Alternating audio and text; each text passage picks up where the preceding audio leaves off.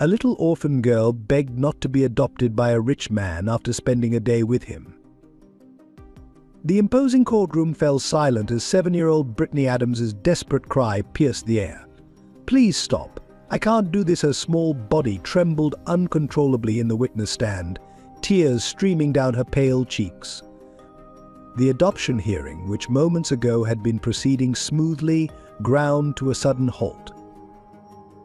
Philip Mason, the wealthy businessman who had spent weeks preparing to welcome Brittany into his home, sat frozen in his chair, his expression a mixture of shock and concern. The stack of adoption papers before Judge Robert Williams remained unsigned, forgotten in the wake of the child's emotional outburst. "I don't want to be adopted," Brittany's voice cracked, her blue eyes wide with panic. "Not if it means leaving Denise behind. She's my sister not by blood, but by heart. Please don't make me choose." The little girl's gaze darted desperately between Philip and 16-year-old Denise Evans, who sat in the back row, tears silently rolling down her face. The courtroom erupted in hushed whispers. Mrs. Linda Thompson, the social worker who had orchestrated this seemingly perfect adoption, shuffled her papers nervously, avoiding eye contact with anyone. Judge Williams leaned forward, his experienced eyes studying the scene before him: the distraught child, the stunned prospective father, and the teenage girl whose presence had just derailed what should have been a routine proceeding. "Your Honor," Brittany continued, her voice barely a whisper now, "everyone says I'm lucky to have Mr. Mason want to adopt me, and he is kind and good." She paused, choking back sobs. "But Denise saved me when I first came to Hope Haven. She helped me through nightmares, taught me to read, and promised we'd always be together. How can I be happy in a new home knowing I left half my heart behind?" The profound silence that followed her words was broken only by the gentle sound of Denise's footsteps as she moved toward the front of the courtroom, drawn by an instinct to protect her little sister. Judge Williams raised his hand, halting her advance, even as Philip Mason stood up, his face transformed by a realization that would alter the course of all their lives. "I believe," the judge announced, his voice grave, "we need to take a brief recess to reconsider what is truly in the best interest of this child." Hope Haven Orphanage stood on the outskirts of Boston, a weathered Victorian building that had sheltered generations of children within its faded blue walls. The 3-story structure, with its wrap-around porch and tall windows, carried both the dignity of age and the warmth of a well-loved home. Thick ivy climbed the eastern wall, and an ancient oak tree in the backyard provided shade for countless children's games and quiet moments of reflection. Inside, the worn wooden floors creaked with familiar comfort under the feet of 38 children who called Hope Haven home. The main hall, with its high ceiling and gentle natural light, displayed countless artwork created by residents past and present. Among these, Brittany Adams's vibrant paintings stood out, telling stories of hope and family in bold, emotional strokes. Eleanor Mitchell, the orphanage's librarian of 25 years, had transformed the library into more than just a room of books. With comfortable reading nooks, soft cushions, and strings of warm lights, it became a sanctuary for troubled souls. Her silver hair and kind eyes made her an approachable figure for children struggling to find their place. She kept detailed journals about each child, noting their progress, their struggles, and their triumphs, creating a written testimony of their journeys. The daily rhythm of Hope Haven followed a careful balance between structure and flexibility. Mornings began with shared breakfast in the large dining room, where round tables encouraged conversation and connection. The kitchen staff, led by warm-hearted Mrs. Rodriguez, made sure every child had their favorite meal on their birthday, a tradition that made each celebration special. Classes took place in converted rooms on the second floor, where dedicated teachers worked to provide education tailored to each child's needs. The art room, especially, became a place of healing and expression under the guidance of Mr. Thompson, himself a former resident of Hope Haven. His understanding of the children's emotional needs made him particularly effective at helping them process their experiences through creative expression. The dormitory rooms, though modest, allowed each child to create their own space. Personal touches, drawings, photographs, treasured possessions transformed institutional spaces into individual havens. The younger children shared rooms in groups of 4, while teenagers like Denise had double rooms, allowing for both companionship and growing independence. Hope Haven's staff approached their work with dedication that went far beyond professional duty. Night supervisor James Cooper often sat up with children who had nightmares, his deep voice reading stories until fears subsided. Nurse Sarah Bennett kept her office stocked with both medical supplies and comfort items, understanding that emotional wounds often needed as much attention as physical ones. The backyard, with its carefully maintained playground and garden, served as both recreation space and therapy area. Children learned responsibility by helping tend the vegetable garden, finding pride in growing food for their shared meals. The basketball court, though cracked and worn, hosted impromptu games that helped build relationships and trust among residents. What made Hope Haven special wasn't its facilities or programs, but the sense of family that flourished within its walls. Older children naturally took younger ones under their wing, creating bonds that often lasted long after they left the orphanage. Staff members celebrated every achievement, no matter how small, understanding that each step forward represented a victory over past trauma. Regular community events, holiday celebrations, talent shows, and family days opened the orphanage to the neighborhood, helping children maintain connections with the wider world while feeling secure in their temporary home. Local volunteers taught music lessons, helped with homework, and simply provided additional adult attention that each child craved. The building itself seemed to hold the stories of thousands of children who had passed through its doors, their laughter echoed in the halls, their hopes written in the marks on the walls, their dreams woven into the very fabric of Hope Haven. Despite its challenges, the perpetual need for repairs, the constant balance of limited resources, the orphanage remained a place where healing was possible and where new families could form in unexpected ways. Before finding sanctuary at Hope Haven, Denise Evans's early life had been a dark chapter written in pain and betrayal. Born to alcoholic parents in a small Connecticut town, her childhood memories were a kaleidoscope of violence, neglect, and desperate attempts to become invisible within her own home. Her father, James Evans, a former factory worker turned chronic drunk, had a temper that exploded at the slightest provocation. Her mother, Sarah, rather than protecting her daughter, retreated into prescription drug abuse, leaving 8-year-old Denise to navigate the treacherous waters of their household alone. The little girl learned early to read the signs of impending storms, the sound of beer cans being crushed, the slur in her father's voice, the vacant look in her mother's eyes. She became expert at making herself scarce, spending long hours in the public library where she found escape in books and kindness in the librarian who never asked too many questions about her bruises. The breaking point came during a bitter winter night when Denise was 10. Her father, enraged by a lost job and too many drinks, turned his fury on both wife and daughter. That night, neighbors finally called the police after hearing screams and breaking glass. They found Denise huddled in her closet, clutching her school books, the only escape she had ever known. Her mother lay unconscious in the kitchen while her father ranted incoherently in the front yard. The system that was supposed to protect her instead subjected her to a different kind of trauma. Bounced between 3 foster homes in 2 years, Denise learned that trust was a luxury she couldn't afford. The first home seemed perfect until the foster father's lingering looks made her skin crawl. The second family returned her after 3 months, claiming she was too difficult because she refused to call them mom and dad. The third placement ended when the family's biological children began bullying her and the parents looked the other way. At Hope Haven, 13-year-old Denise arrived with walls built so high that even the most experienced staff members struggled to reach her. She excelled academically, keeping her head buried in books, but refused to participate in group activities or form connections with other children. Her file was marked with notes about being withdrawn, overly mature for her age and resistant to emotional attachment. The only person who seemed to understand her was Mrs. Eleanor Mitchell, the elderly librarian who recognized a fellow book lover.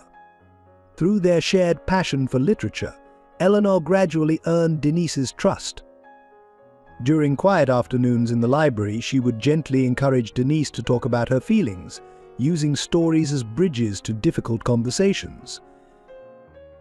It was Eleanor who first noticed how Denise's hands would shake when adult men raised their voices, how she hoarded food in her room, how she positioned herself to always face the door. With infinite patience, Eleanor helped Denise begin the long journey of healing, teaching her that not all adults would hurt her, that her past didn't have to define her future. But the deepest wounds remained hidden: the belief that she was fundamentally unlovable, that anyone who claimed to care would eventually leave. These beliefs manifested in subtle ways: her refusal to participate in adoption events, her tendency to push away potential friends before they could reject her, her obsessive need to be perfect in school, as if academic excellence could somehow make up for her perceived unworthiness. Then came Brittany, a tiny whirlwind of need and fear that broke through every barrier Denise had built. In helping the younger girl heal, Denise found her own path to recovery. Brittany's unconditional love and trust became a mirror, showing Denise a different reflection of herself, not as the broken, unwanted child of her past, but as someone capable of giving and receiving love. Yet even as she flourished in her role as Brittany's protector, Denise carried deep-seated fears. Every time a potential family showed interest in Brittany, every time there was talk of adoption, the old terror of abandonment would resurface. She knew that at 16 her own chances of adoption were virtually non-existent, but the thought of losing Brittany to a real family awakened all her childhood demons. These fears would soon collide with events that would test every lesson she had learned about love, trust, and the true meaning of family. Brittany Adams arrived at Hope Haven on a stormy night when she was just 4 years old, clutching nothing but a worn teddy bear and a photograph of a woman she could barely remember. Her small frame seemed even tinier in the oversized donated pajamas as she stood in the entrance hall, rainwater dripping from her blonde curls. The circumstances of her arrival were shrouded in mystery. Her file contained only basic information and vague references to family tragedy. Her first weeks were marked by nightmares and tears. Her tiny frame curled into a defensive ball whenever anyone approached. During the day, she would hide in small spaces under beds, behind bookshelves, in closets, emerging only when absolutely necessary. The staff tried their best, but nothing seemed to breach the walls of trauma the young child had built around herself. That changed the day Denise Evans, then 13, heard Brittany's muffled sobs from the common room. While other teenagers avoided the new arrival, Denise recognized something in those tears, an echo of her own past. She sat silently beside Brittany's hiding spot behind the bookshelf, humming a gentle lullaby her grandmother had once sung to her. Day after day she returned, sometimes reading stories, sometimes just being present, until gradually Brittany began to emerge from her shell. Their connection deepened through small moments: Denise teaching Brittany to tie her shoelaces, braiding her blonde hair each morning, helping her sound out difficult words in storybooks. When Brittany had nightmares, it was Denise's bed she sought out, not the night staff's office. The age gap that might have created distance instead formed a perfect balance: Denise's protective maturity complementing Brittany's innocent ability to find joy in simple things. The orphanage staff watched in amazement as both girls transformed through their relationship. Brittany's fear gave way to a bright, curious personality that could light up a room. Her natural artistic talent began to emerge, first in simple crayon drawings, then in increasingly sophisticated artwork that captured both the pain of her past and the hope of her present. Her paintings, filled with vibrant colors and emotional depth, showed a sophistication far beyond her years. They became inseparable, their daily routines intertwined like a choreographed dance: breakfast shared over whispered secrets, homework sessions where Denise played teacher, evening walks in the orphanage garden where they imagined adventures and planned their future together. Their favorite spot was an old oak tree in the garden's corner, its branches creating a natural hideaway. Here they built their own world, complete with its own traditions. Every Sunday, they held what they called their sister ceremony, sharing a cookie saved from lunch and making grand promises about their future together. "When I grow up," Brittany would declare, "I'm going to build us a house with a library bigger than the whole orphanage." Denise would smile, adding her own dreams to their shared vision. The staff came to rely on their unique dynamic when new children arrived, particularly the most traumatized ones. Brittany and Denise worked as a team to help them adjust. Brittany's innocent approach would often get the first smile, while Denise's gentle guidance helped them find their place in the Hope Haven family.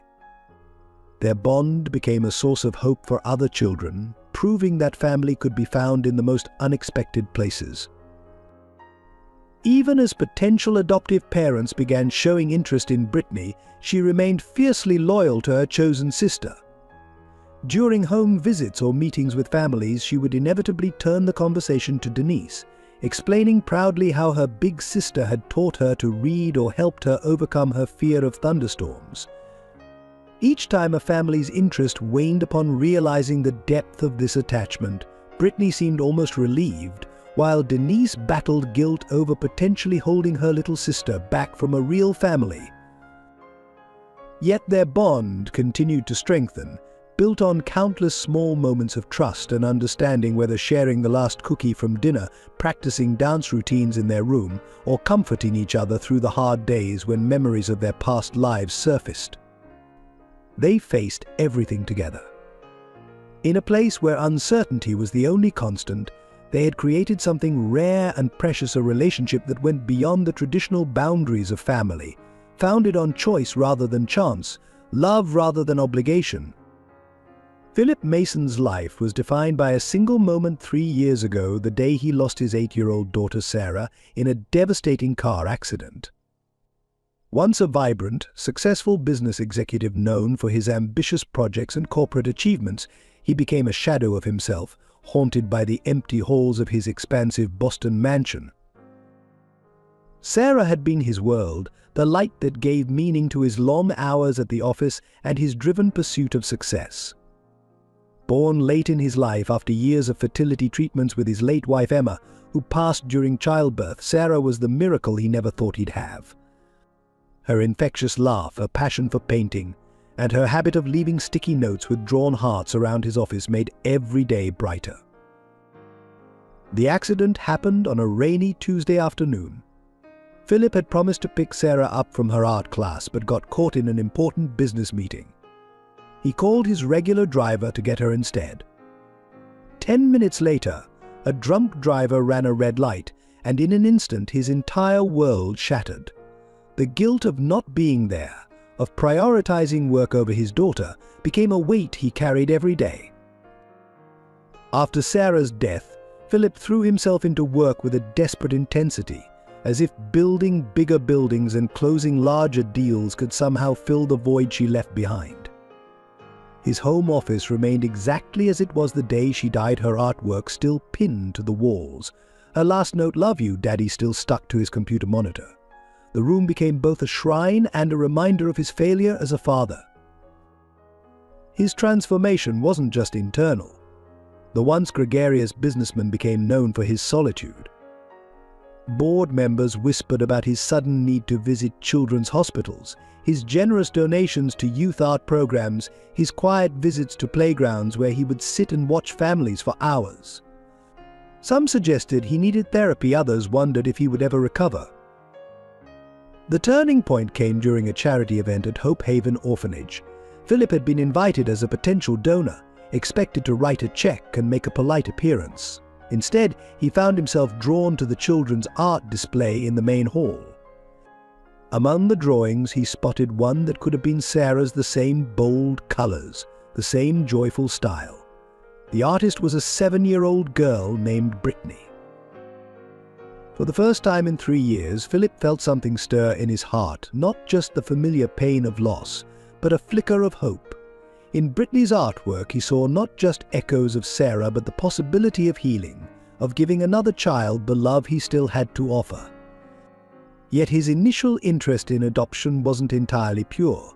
There was a part of him that saw Brittany as a chance to recapture what he had lost with Sarah. What Philip didn't expect was how this decision would force him to confront his own unresolved grief and question his motivations. That the journey ahead would challenge everything he thought he knew about love, loss, and the true meaning of family. It would require him to open his heart not just to one child, but to the possibility that healing comes in unexpected forms, and that sometimes the greatest gift we can give ourselves is the courage to love again, even when that love looks different from what we initially imagined. His mansion, once a mausoleum of memories, stood ready for new life. But first, Philip would have to learn that replacing what was lost was not the same as healing, and that sometimes the family we need is not the one we initially set out to create. His journey from grief to hope, from loneliness to family, would intertwine with the stories of two sisters in ways he could never have anticipated. As he began the adoption process, Philip's heart remained tethered to Sarah's memory, even as it tentatively reached out toward a new future. He would soon discover that true healing might require him to expand his vision of family beyond what he'd lost, to embrace a love that was different, but no less real than what he'd known before.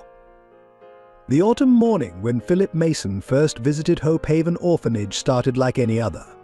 Children rushed through breakfast, staff members reviewed schedules, and Mrs. Eleanor Mitchell arranged her library books with methodical precision. Nobody suspected that this ordinary Tuesday would set in motion events that would challenge their understanding of family and love. Philip arrived precisely at 9 a.m., his tailored suit and polished shoes marking him as different from their usual visitors. Linda Thompson, the lead social worker, greeted him with practiced enthusiasm, already mentally calculating the donation potential of this wealthy businessman. But Philip's demeanor surprised her. Instead of the usual rushed inspection wealthy donors preferred, he asked to spend time observing the children in their natural routines. In the playroom, chaos reigned as it always did during free time. Younger children chased each other with toy cars, while older ones huddled over board games or books. Philip stood quietly at the edge, his eyes scanning the scene with an intensity that made some staff members uncomfortable. Then he spotted her, a small blonde girl sitting cross-legged by the window, intensely focused on her drawing. Brittany didn't notice Philip's approach, too absorbed in her artwork. She was creating a colorful scene of two girls holding hands beneath a rainbow, her tongue stuck out slightly in concentration. The similarity to Sarah's artistic style struck Philip like a physical blow. The same bold color choices, the same joyful energy radiating from the page. He had to take a moment to steady himself against the wall. "That's a beautiful drawing," he finally said, his voice slightly hoarse. Brittany looked up, startled but not afraid. Her blue eyes met his with a directness that reminded him painfully of his daughter. "Thank you," she replied, then added with the unfiltered honesty of childhood, "You look sad. Would you like to draw too? Drawing helps when I'm sad." The simple offer cracked something in Philip's carefully maintained facade. He found himself sitting on the floor beside her, accepting a slightly crushed crayon. As they drew together, Brittany chatted about her art, her favorite colors, and her dreams of becoming an artist someday. Each word, each gesture seemed to echo Sarah in ways that both hurt and healed. From across the room, Denise watched the interaction with growing concern. She had seen this before: wealthy visitors becoming enchanted with Brittany's charm, seeing only the sweet, artistic child without understanding the depth of her needs or the importance of her existing bonds. Denise's hands clenched involuntarily as she observed Philip's obvious emotional response to her sister. As the morning progressed, Philip learned more about Brittany through careful questions to the staff: her background, her progress at the orphanage, her special bond with Denise. Linda Thompson, sensing his interest, emphasized Brittany's artistic talents and sweet nature while glossing over what she considered complications, particularly her attachment to the teenage resident. During lunch, Philip watched as Brittany automatically saved half her dessert and carried it to Denise, the two girls sharing a private smile that spoke of countless similar moments. He saw how Denise gently wiped a smudge of chocolate from Brittany's cheek, how their interaction flowed with the natural rhythm of long-established trust. Before leaving, Philip requested a private meeting with Mrs. Thompson in her office. Surrounded by filing cabinets containing the stories of countless children, he made his intention clear: "I'm interested in providing a home for Brittany." He stated, his voice firm despite the emotion evident in his eyes. What would the process entail? Linda Thompson's professional smile couldn't quite hide her excitement. A wealthy single father with obvious emotional investment was a rare opportunity. She pulled out the necessary forms, eager to begin the process before Philip could change his mind. As she detailed the steps: background checks, home studies, supervised visits, she deliberately minimized mentions of Denise, treating the girl's attachment as a minor obstacle to be overcome. Rachel Thompson sat in her sterile office at the Department of Child Services, methodically reviewing Denise Evans's file with a practiced eye that seemed to search for flaws rather than potential. 20 years in the system had left her with deeply entrenched beliefs about older children in foster care, and Denise's case particularly troubled her. "Another troubled teenager," she muttered, highlighting passages about Denise's early trauma and defense mechanisms. Her bias wasn't just professional, it was personal. 15 years ago, Rachel had attempted to adopt a teenage girl, only to have the placement end catastrophically when the child's unresolved trauma led to destructive behavior. That experience had hardened her heart against older adoptees. The Brittany Phillip adoption case should have been straightforward: a wealthy, caring man offering a stable home to a young, adaptable child. Instead, it had become complicated by what Rachel viewed as an unhealthy attachment between the girls. Her reports began to reflect this perspective, subtly at first, then with increasing conviction. "Subject demonstrates concerning codependent behaviors," she wrote in one assessment. "Relationship with younger residents shows signs of inappropriate emotional dependence." Each observation was carefully worded to raise red flags while maintaining a veneer of professional objectivity. Rachel systematically built a case against Denise's influence, transforming natural sisterly affection into something that seemed almost sinister. During her weekly visits to Hope Haven, Rachel began documenting every interaction between the girls with a critical eye. When Denise helped Brittany with homework, it became academic over-reliance. When they shared private jokes, it was exclusionary behavior patterns. Even their tender moments were reframed as evidence of isolation from peer relationships. Her campaign extended beyond paperwork. In meetings with other staff members, Rachel would drop carefully crafted comments about the dangers of trauma bonding and the importance of fresh starts in adoption cases. She scheduled private sessions with Brittany, asking leading questions designed to expose any negative influence from Denise. The turning point came when she discovered Denise's hidden past: a brief incident at her second foster home where she'd lashed out during a panic attack. Rachel seized upon this information like a prosecutor presenting evidence, conveniently overlooking the context of Denise's trauma and subsequent years of growth and stability. Her crusade became more overt when she learned that Philip Mason was considering maintaining contact between the girls after the adoption. She arranged an urgent meeting with him, armed with carefully selected case studies and statistics about failed adoptions involving continued connections to foster siblings. "Mr. Mason," she began, her voice carrying the weight of assumed authority, "I understand your desire to ease Brittany's transition, but maintaining ties with Denise could seriously jeopardize the attachment process. These kinds of relationships often become toxic as children age." Even Mrs. Eleanor Mitchell, the librarian who had known both girls for years, found her attempts to defend their relationship dismissed.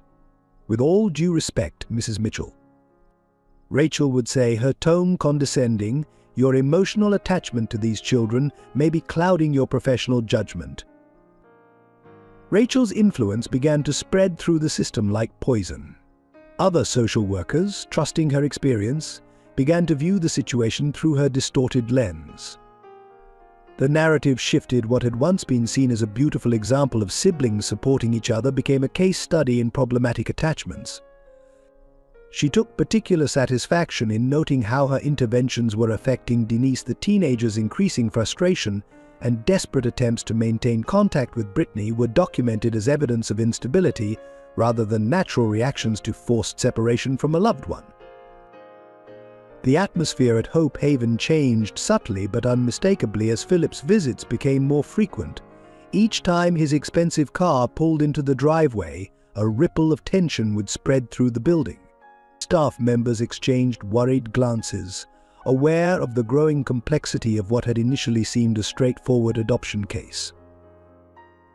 During these visits, Philip carefully orchestrated one-on-one time with Brittany, often in the art room where they would spend hours drawing together.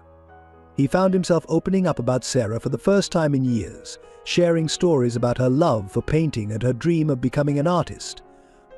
Brittany listened with rapt attention, her own artistic enthusiasm mirroring his lost daughter's in ways that both comforted and haunted him. Meanwhile, Denise watched from the sidelines, her concern growing with each passing day. She noticed how Philip's eyes would glaze over slightly when Brittany mentioned her name, how he would subtly redirect conversations away from any mention of their sisterly bond. During group activities, he positioned himself between the girls, creating a physical barrier that felt increasingly intentional. Linda Thompson encouraged this selective attention, scheduling Philip's visits during times when Denise was occupied with her studies or chores. In their private meetings, she emphasized Brittany's need for a fresh start, and suggested that her attachment to Denise, while sweet, might hinder her ability to fully bond with a new family. One afternoon during an art session, Brittany created a family portrait that included herself, Philip, and Denise. When she proudly showed it to Philip, his reaction was subtle but telling.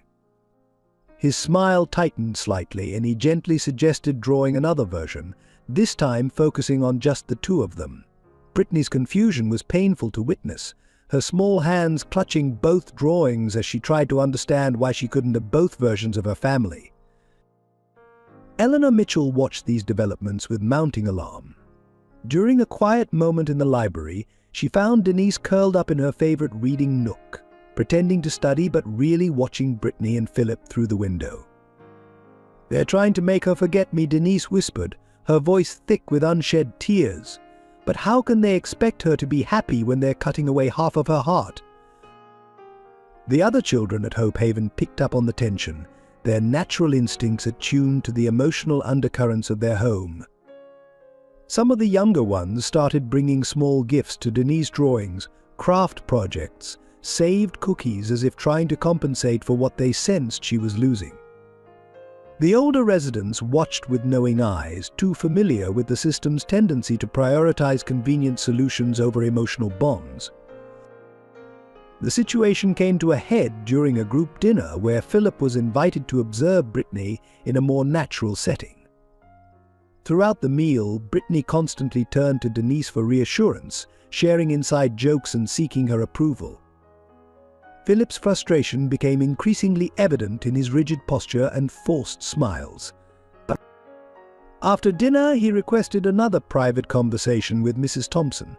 "I understand that Denise has been important in Brittany's life," he began diplomatically, "but for a successful adoption, don't you think we need to help Brittany develop more independence, to form new attachments?" Linda Thompson seized this opening, producing reports and studies about the importance of clean breaks in adoption cases. She painted Denise's influence as potentially problematic, suggesting that her age and background might not provide the best role model for Brittany's development. That evening, new rules were quietly implemented. Denise found herself assigned to different activity groups than Brittany, their shared meal times were reduced, and their beloved evening reading sessions were interrupted by various tasks and responsibilities. The systematic separation was subtle but relentless. Denise confronted Mrs. Thompson about these changes in her office, her voice trembling with barely controlled emotion. "You're trying to make Brittany forget me," she accused, "but you don't understand we need each other." The social worker's response was professionally cold. "Denise, you're old enough to understand this is about Brittany's future. Don't you want what's best for her?" These words haunted Denise as she lay awake that night, listening to Brittany's muffled sniffles from across the room. The younger girl had been told she couldn't sleep in Denise's bed anymore, another new rule. The physical distance of mere feet felt like miles, a preview of the greater separation looming on the horizon. Philip remained oblivious to the emotional toll his focused attention was taking. He saw only what he wanted to see: a little girl who reminded him of his lost daughter, a chance to rebuild the family he had lost. When Brittany's artwork began to show darker themes, figures standing apart, rain clouds over separated people, he attributed it to the natural anxiety of transition rather than the pain of forced separation from her sister. As autumn deepened into winter, the pattern continued. Philip's visits increased in frequency while Denise's time with Brittany decreased proportionally. The orphanage staff, following Mrs. Thompson's lead, began treating the eventual separation as inevitable, speaking to Brittany about her new life, and to Denise about letting go. Yet beneath this orchestrated separation, the bond between the sisters remained unshaken. They found ways to communicate through notes hidden in library books, through quick hugs in passing, through silent glances that carried the weight of their shared love and fear. Neither Philip nor the staff realized that their efforts to break this connection were only strengthening the girls' determination to remain sisters, no matter what challenges lay ahead. Eleanor Mitchell watched the situation unfold with growing distress. She had seen similar scenarios play out before, but never with children who shared such a profound connection. During quiet moments in the library, she would find drawings Brittany had hidden between book pages, always of two figures together, never apart. Denise's weekly book selections shifted to stories about sisters and unbreakable bonds, as if seeking reassurance in literature that what they shared couldn't be erased. The other children at Hope Haven began to react to the forced separation in their own ways. Some acted out during Philip's visits, creating distractions that allowed the sisters brief moments together. Others became protective of Denise during Brittany's absence, trying to fill the void with their own companionship. Even the youngest residents seemed to understand that something precious was being threatened. The staff's attempts to maintain normalcy grew increasingly strained. Activity schedules were constantly revised to keep the girls apart, mealtimes were staggered, and supervision was increased during their few remaining shared moments. The artificial nature of these arrangements created an atmosphere of tension that affected everyone in the orphanage. During one particularly difficult evening, Brittany broke down during art class when asked to paint a picture of her future family. Her sobs echoed through the halls as she tried to explain through tears why she couldn't complete the assignment without including Denise. The art teacher, moved by her distress, attempted to intervene with the administration but was quickly reminded to maintain professional boundaries. As the first phase of separation drew to a close, the emotional cost became increasingly evident. Brittany's once vibrant artwork grew muted, her natural joy dimmed. Denise's academic performance, once exemplary, began to slip as she spent her energy trying to maintain any connection with her sister. The very qualities that had made them both shine, their capacity for love, their resilience, their ability to support each other, were being systematically undermined in the name of proper adoption procedure. The day Brittany left for her trial stay at Philip's mansion was wrapped in a heavy December fog that seemed to mirror the emotional haze surrounding the departure. Her small suitcase contained carefully chosen outfits, her art supplies, and hidden beneath her sweaters, a photo of herself and Denise that she had refused to leave behind. Philip's home, a sprawling Victorian mansion in Boston's prestigious Beacon Hill neighborhood, should have been every child's dream. The room he had prepared for Brittany was a masterpiece of childhood fantasy walls painted in soft pastels, a canopy bed with silk curtains, and an art studio corner complete with an easel and natural lighting. Yet as Brittany stood in the doorway clutching her suitcase, the grandeur felt overwhelming rather than welcoming. The first few days followed a carefully planned schedule. Philip had taken time off work, determined to make the transition smooth. They spent mornings in the art studio, afternoons exploring the mansion's extensive gardens, and evenings watching movies in the home theater. Each activity was meticulously designed to create new memories, to help Brittany envision this as her forever home. But the silence in the massive house was deafening. Brittany found herself speaking in whispers, her footsteps echoing in halls that seemed to stretch endlessly. At night, the unfamiliar shadows and creaks of the old mansion sent her heart racing, but she had no Denise to crawl into bed with, no comforting arms to chase away the fears. During meals in the formal dining room, Brittany would unconsciously save portions of her dessert, only to remember there was no one to share them with. She caught herself turning to make comments to a sister who wasn't there, the empty space beside her a constant reminder of what was missing. Philip noticed her struggle but interpreted it through the lens of his own past.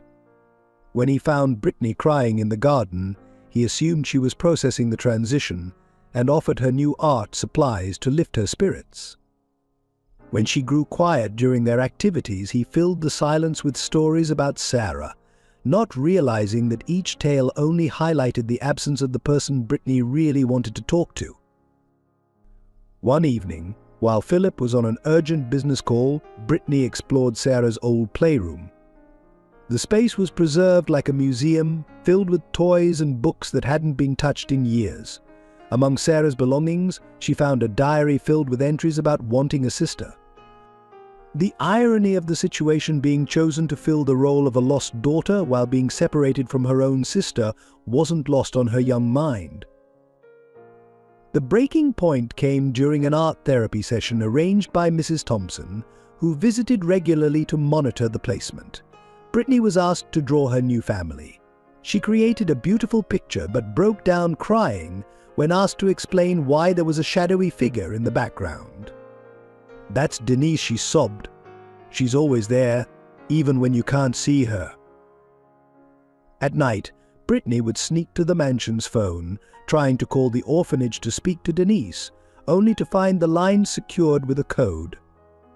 She began hiding pieces of her artwork, drawings of two girls holding hands, of shared hearts, of the oak tree at Hope Haven under her mattress, afraid they would be seen as resistance to her fresh start.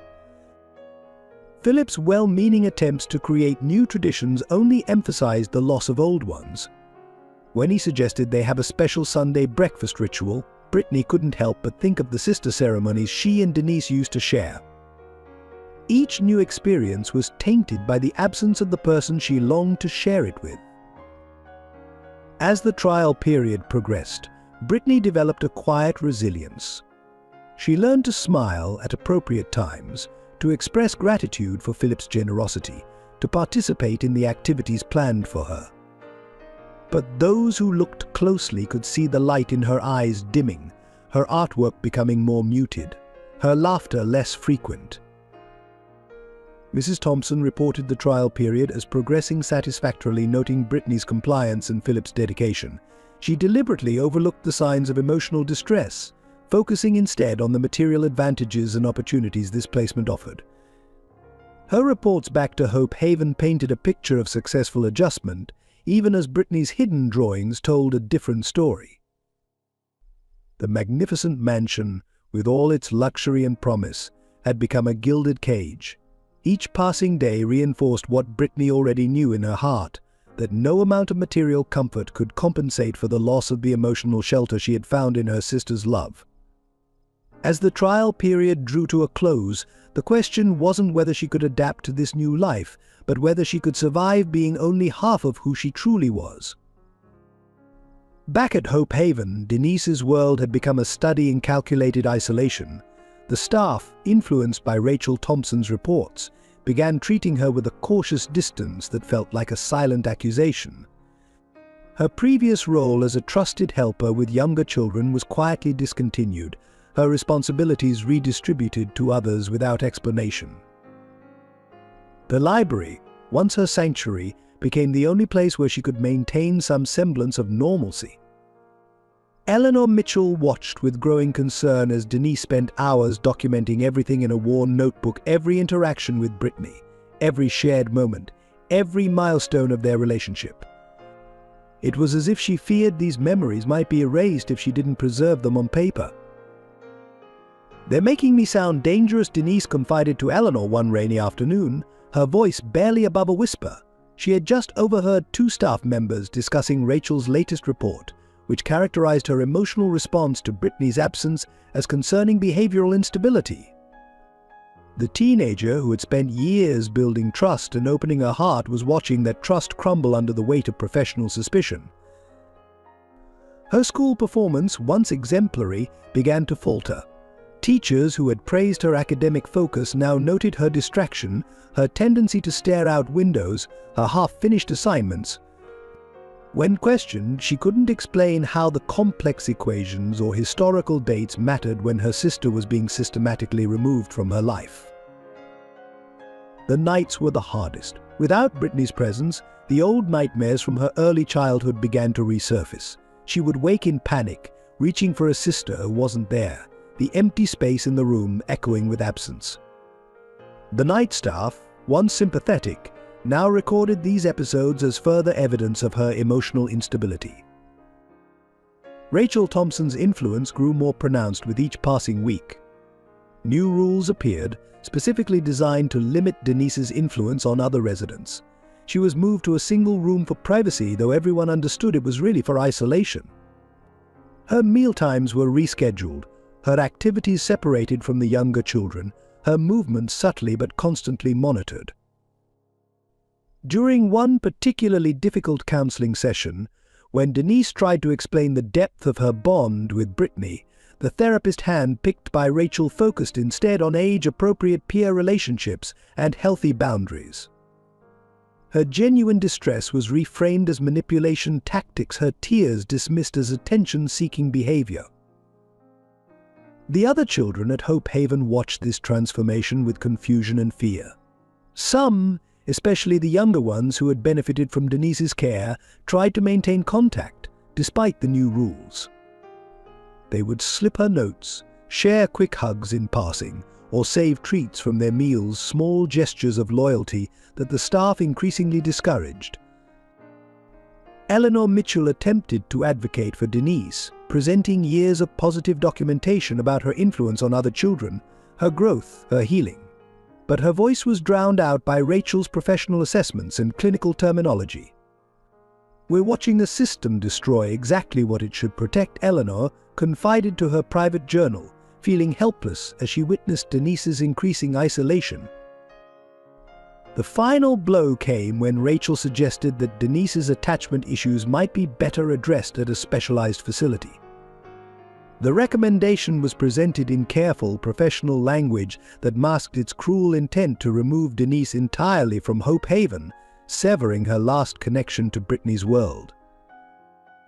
In moments of solitude, Denise would sit beneath the oak tree where she and Brittany had shared so many sister ceremonies. She kept their tradition alive, saving cookies that would never be shared, writing letters that would never be shared, writing letters that would never be delivered. The other residents reported seeing her there late at night, talking to the stars as if they could carry messages to her sister. Her resistance took quiet forms. She continued to excel in art class, creating pieces that always included two figures, sometimes obvious, sometimes hidden in abstract patterns. She maintained a secret diary of all the things she wanted to tell Brittany, hoping they would someday be reunited. She learned to navigate the new rules while holding on to her truth that love wasn't a pathology to be cured, but a strength to be protected. Yet each day brought new challenges to this resolution. The weight of constant surveillance, of being treated as a threat rather than a sister, began to wear on her spirit. The system that had once promised to protect her was now using her past trauma against her, turning her capacity for love into evidence of dysfunction.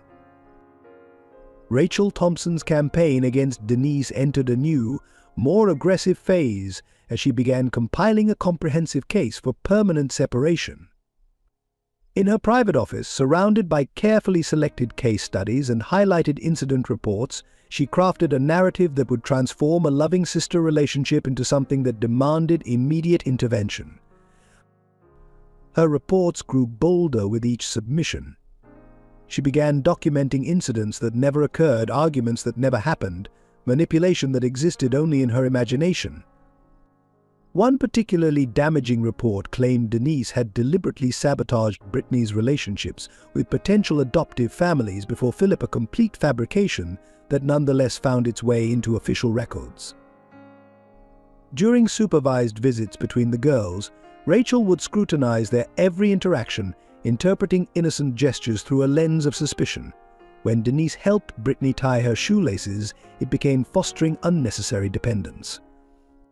Their private jokes were labeled as exclusionary behavior designed to isolate BA from peers and potential adoptive resources. The most damaging allegations centered around Denise's past trauma. Rachel expertly wove together isolated incidents from Denise's early years in the system, creating a narrative that suggested she was emotionally unstable and potentially dangerous. A panic attack from 6 years ago became violent tendencies, while her protective instincts toward Brittany were reframed as obsessive attachment disorder.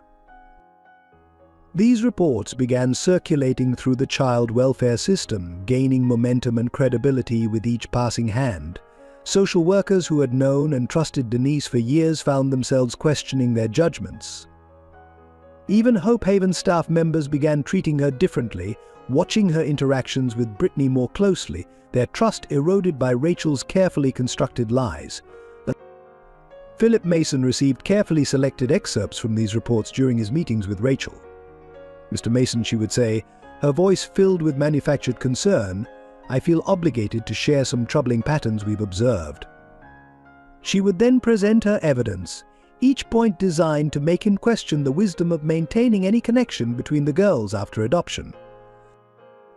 The impact on Denise was devastating.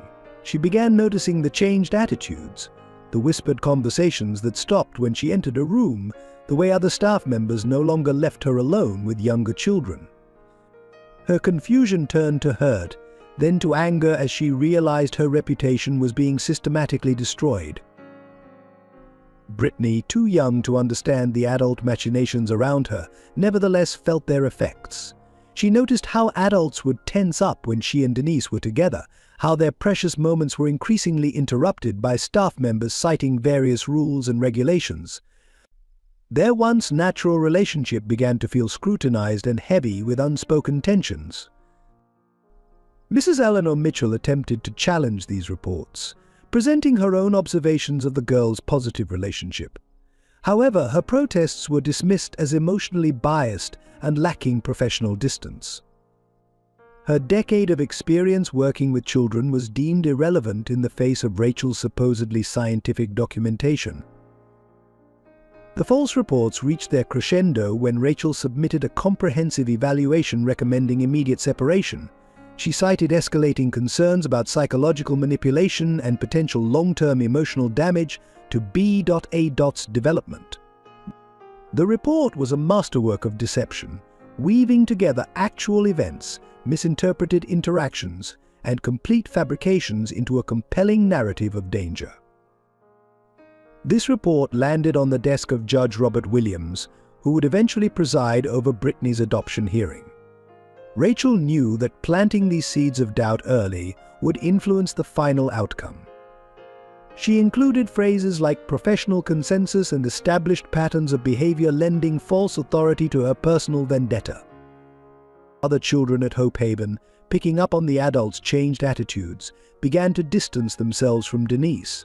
The isolation only served to reinforce Rachel's narrative about her supposed instability. Each tear of frustration, each moment of righteous anger became another piece of evidence in the case against her. The impact of Rachel's campaign began to ripple through the broader Hope Haven community. Staff members who had worked at the orphanage for years found themselves caught in an increasingly uncomfortable position, torn between their direct experience with the sisters and the mounting pressure from official channels. The maintenance man, Mr. Jenkins, who had often found Denise reading stories to Brittany long after bedtime, began accidentally misplacing negative reports about their interactions. The children at Hope Haven mounted their own quiet rebellion. During art classes, they created countless drawings of Denise and Brittany together, flooding the hallway bulletin boards with images of sisterly love. The younger ones would deliberately seek out Denise for help with homework or comfort after nightmares, defying the new restrictions with innocent persistence. Even the teenagers, typically absorbed in their own concerns, began keeping watch during the sisters' brief moments together, creating distractions when staff members approached. Eleanor Mitchell transformed her library into a secret communication hub. Books became hiding places for notes between the sisters, their spines marked with tiny dots that only the girls understood. She documented everything meticulously, keeping a separate set of records that told the true story of their relationship, a counter-narrative to Rachel's fabrications. Local teachers who worked with Hope Haven residents began noticing the changes. Mrs. Anderson, who taught art at the nearby elementary school, was particularly concerned about the shift in Brittany's artwork. The once vibrant pieces had become increasingly somber, filled with shadowy figures and separated pairs. She began keeping samples of Brittany's work, sensing they might someday be important evidence of the emotional impact of forced separation. The neighborhood around Hope Haven, long supportive of the orphanage, started asking questions. Regular volunteers noticed the changes in atmosphere, the new restrictions, the growing sadness in both girls. Mrs. Chen, who had taught piano at the orphanage for 15 years, began extending her lessons deliberately, creating extra time for the sisters to be in the same room, even if they couldn't interact directly. Some of the parents who had adopted from Hope Haven in the past reached out to express their concerns. They remembered how Denise had helped their own children adjust during the adoption process, how her gentle guidance had made the transition easier. Their letters of support, though carefully filed away by Eleanor, were systematically ignored by the administration under Rachel's influence. The local church group that regularly visited Hope Haven began incorporating themes of family bonds and unconditional love into their programs, a subtle protest against the forced separation. Reverend Matthews, who had known both girls since their arrival, made pointed references in his sermons to the importance of chosen family and the wisdom of children's hearts. Even the staff members who had initially accepted Rachel's assessments began to question the official narrative as they witnessed the impact of separation on both girls. The night supervisor noticed how Brittany's nightmares had returned with increasing frequency. The kitchen staff saw how both girls were eating less, their usual enjoyment of shared meals replaced by quiet sadness. The school tutor reported a sharp decline in both girls' academic performance, despite their previous excellence. A small group of staff members, led by Eleanor, began meeting secretly to document their observations and concerns. They kept detailed records of the girls' interactions, noting the natural, healthy nature of their bond and the destructive effects of forced separation. These unofficial reports, carefully hidden from Rachel's scrutiny, would later become crucial evidence of the truth behind her manipulated narrative. The community's resistance, though largely quiet and unofficial, created an undercurrent of tension at Hope Haven. Rachel's authority, while officially unchallenged, began to feel less absolute as more people witnessed the real impact of her policies. Small acts of defiance multiplied schedule adjustments that allowed the sisters to pass in hallways, conveniently timed distractions during supervised visits. Unofficial messages passed through a network of sympathetic staff and residents. Yet despite this growing resistance, Rachel's official power remained formidable. Her reports continued to shape the official narrative, her recommendations carried the weight of professional authority, and her influence extended deep into the system that would ultimately decide the sisters' fate. The community's support, while meaningful, seemed powerless against the machinery of bureaucracy that Rachel had so carefully manipulated. The morning after learning about Denise's impending transfer, Brittany refused to touch her breakfast. Her untouched bowl of oatmeal sat cooling on the table, a silent protest that would soon escalate into something far more serious. "I won't eat until they let Denise stay," she declared, her small voice carrying a determination that surprised even the most seasoned staff members. Days passed, and Brittany's hunger strike continued. She would sit at meals, hands folded in her lap, watching as others ate around her. The only thing she would accept were water and occasionally small sips of juice when the medical staff insisted. Her usual vibrant energy dimmed, replaced by a ghostly pallor that grew more concerning with each passing day.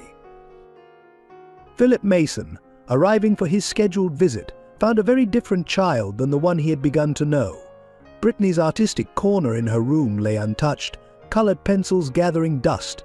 Her newest sketchbook remained blank, a physical manifestation of her fading spirit. When he tried to engage her in their usual drawing sessions, she simply shook her head, her once bright blue eyes now dull with exhaustion and determination.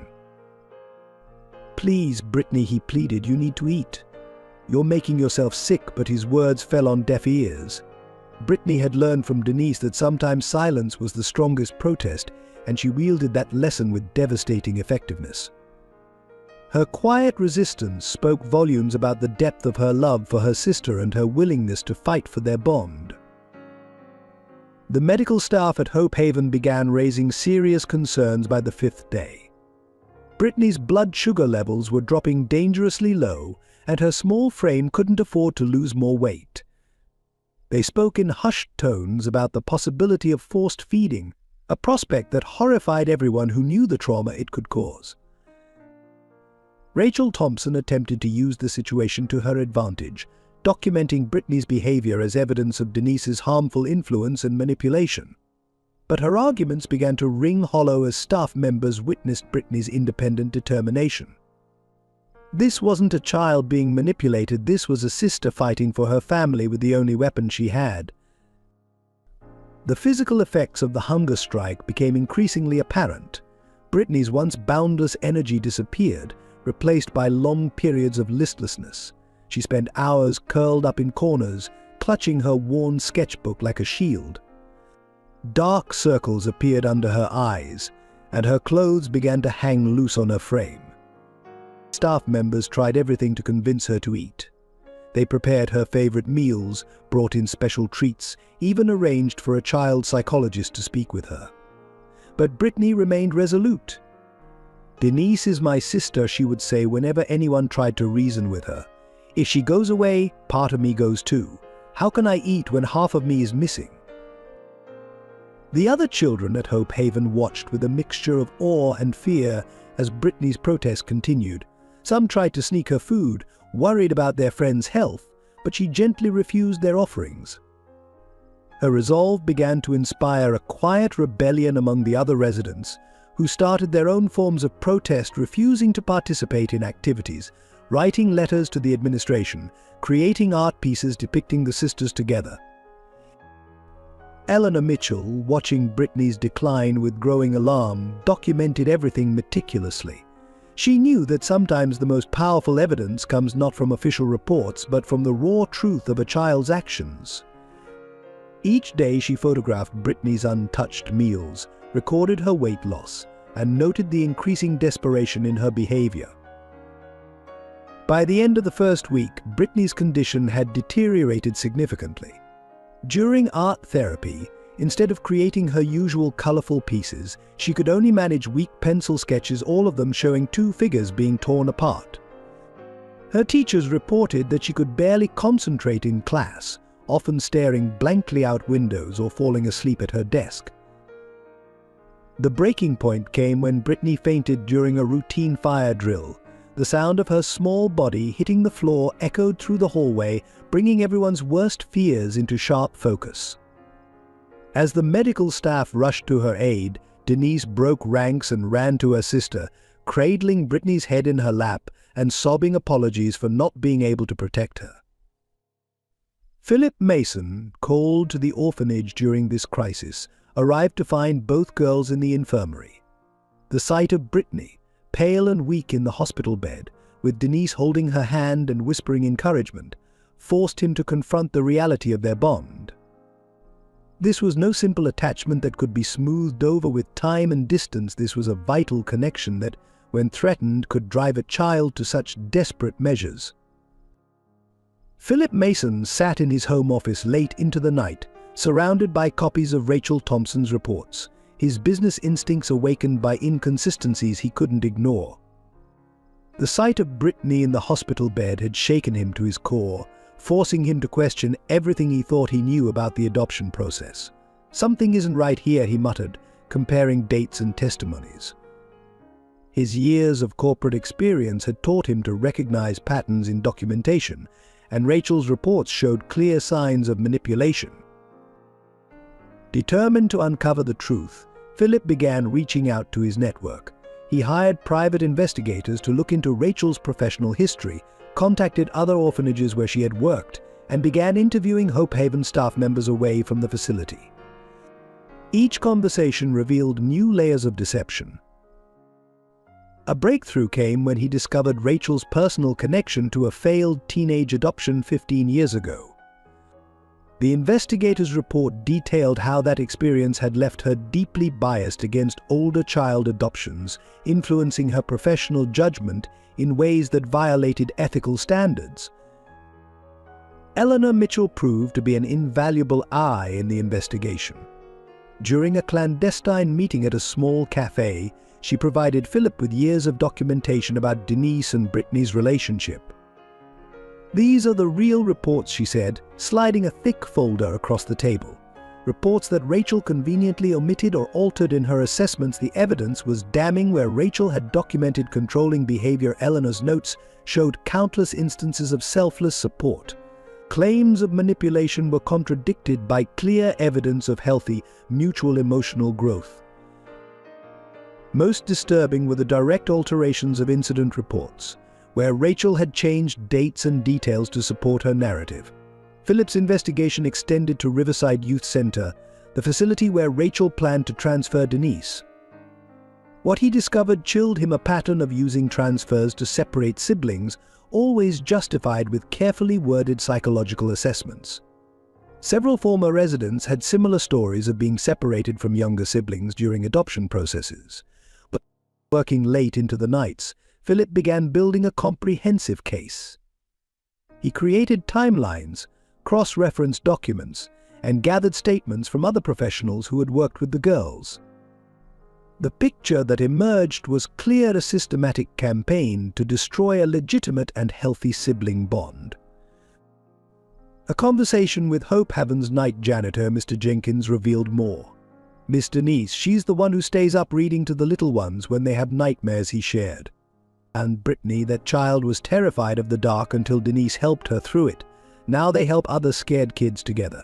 That's not manipulation, sir. That's family." Philip's corporate training in detecting fraud proved unexpectedly useful. He noticed patterns in Rachel's language that suggested predetermined conclusions rather than objective observation. Reports were structured to build a specific narrative, with contradicting evidence consistently omitted or reframed. During his investigation, Philip found himself confronting his own motivations. Had he been so focused on recreating his lost family that he'd willingly accepted Rachel's distorted version of events? The realization was uncomfortable but necessary. One particularly disturbing discovery was a pattern of similar separations in Rachel's past cases. Other sibling groups had been divided using nearly identical justifications, always wrapped in professional language about healthy attachments and fresh starts. The long-term impacts on these children had never been followed up. As Philip dug deeper, he uncovered communications between Rachel and certain adoption agencies that suggested a broader systemic issue: older children were being systematically separated from younger siblings to make the younger ones more adoptable, all justified with carefully crafted psychological assessments. The investigation took an unexpected turn when Philip discovered Rachel had suppressed positive reports from other professionals. Evaluations from teachers, counselors, and medical professionals that supported the healthy nature of the girls' relationship had been deliberately excluded from official files. Philip brought his findings to Judge Williams in a private meeting.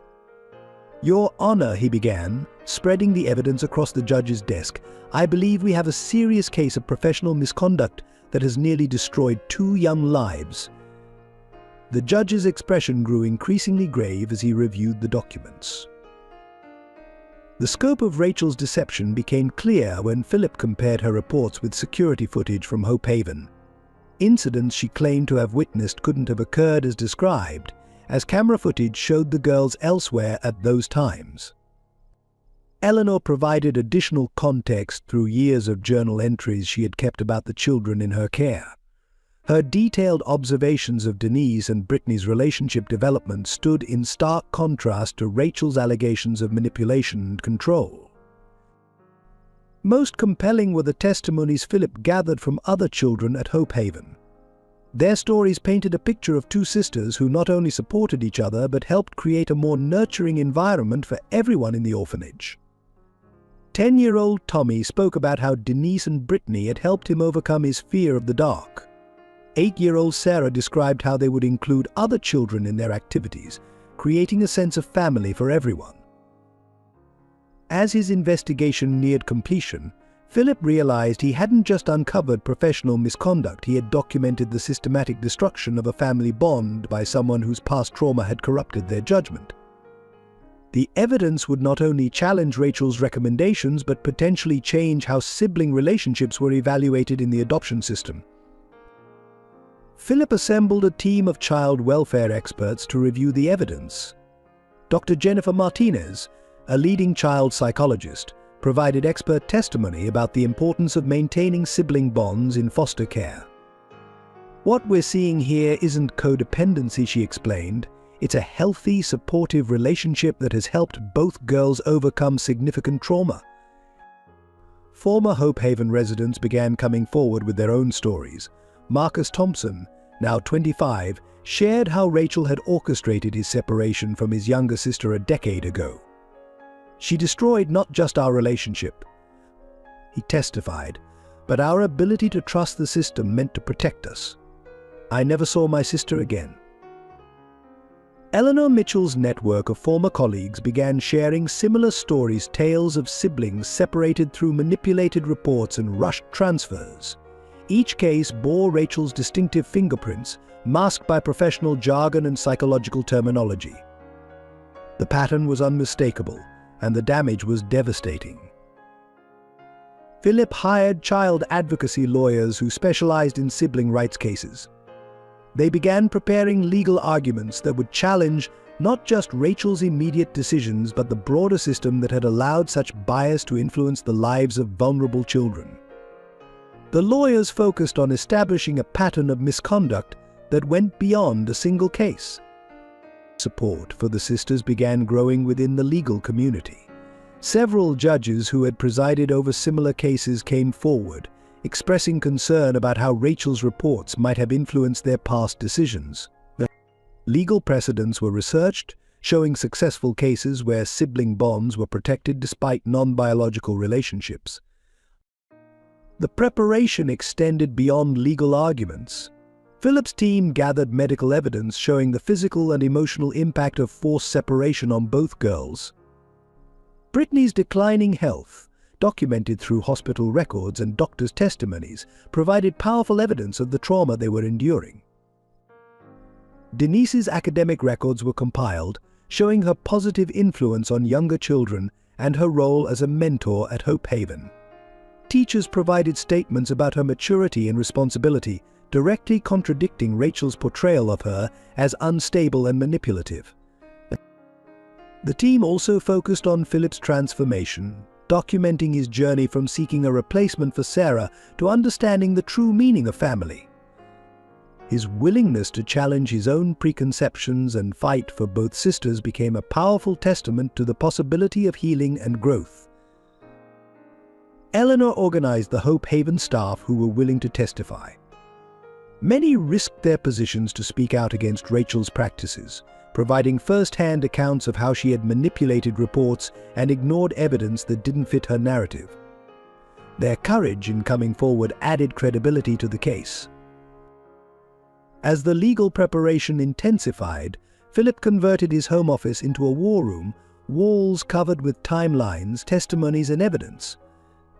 The magnitude of what they were undertaking became clear. This wasn't just about two sisters anymore, but about challenging a system that had failed countless children. Through social media, Philip located Marcus Thompson, now 25, who had been separated from his younger sister under Rachel's recommendation 10 years ago. She destroyed not just our relationship, Marcus shared in a recorded testimony, but our ability to trust the system meant to protect us. I never saw my sister again. The pain in his voice, still raw after a decade, spoke volumes about the long-term impact of forced separation. Eleanor introduced Philip to Grace Peterson, a former social worker who had resigned in protest over one of Rachel's separation cases. Grace provided internal memos showing how Rachel had systematically dismissed concerns raised by other professionals about the impact of sibling separation. She had a way of making anyone who questioned her methods seem unprofessional, Grace explained. We were all afraid to speak up. The scope of the investigation expanded as more cases emerged. A pattern of facilities like Riverside Youth Center being used as convenient dumping grounds for problematic older siblings became clear. These institutions often had limited resources for maintaining family connections, effectively ensuring permanent separation.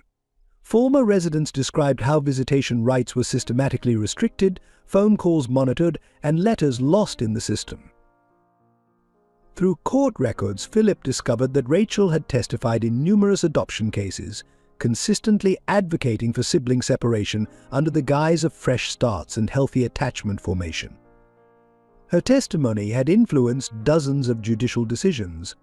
A former Riverside staff member revealed how children transferred there often arrived with similar paperwork, all bearing Rachel's distinctive assessment style, all justifying separation from younger siblings.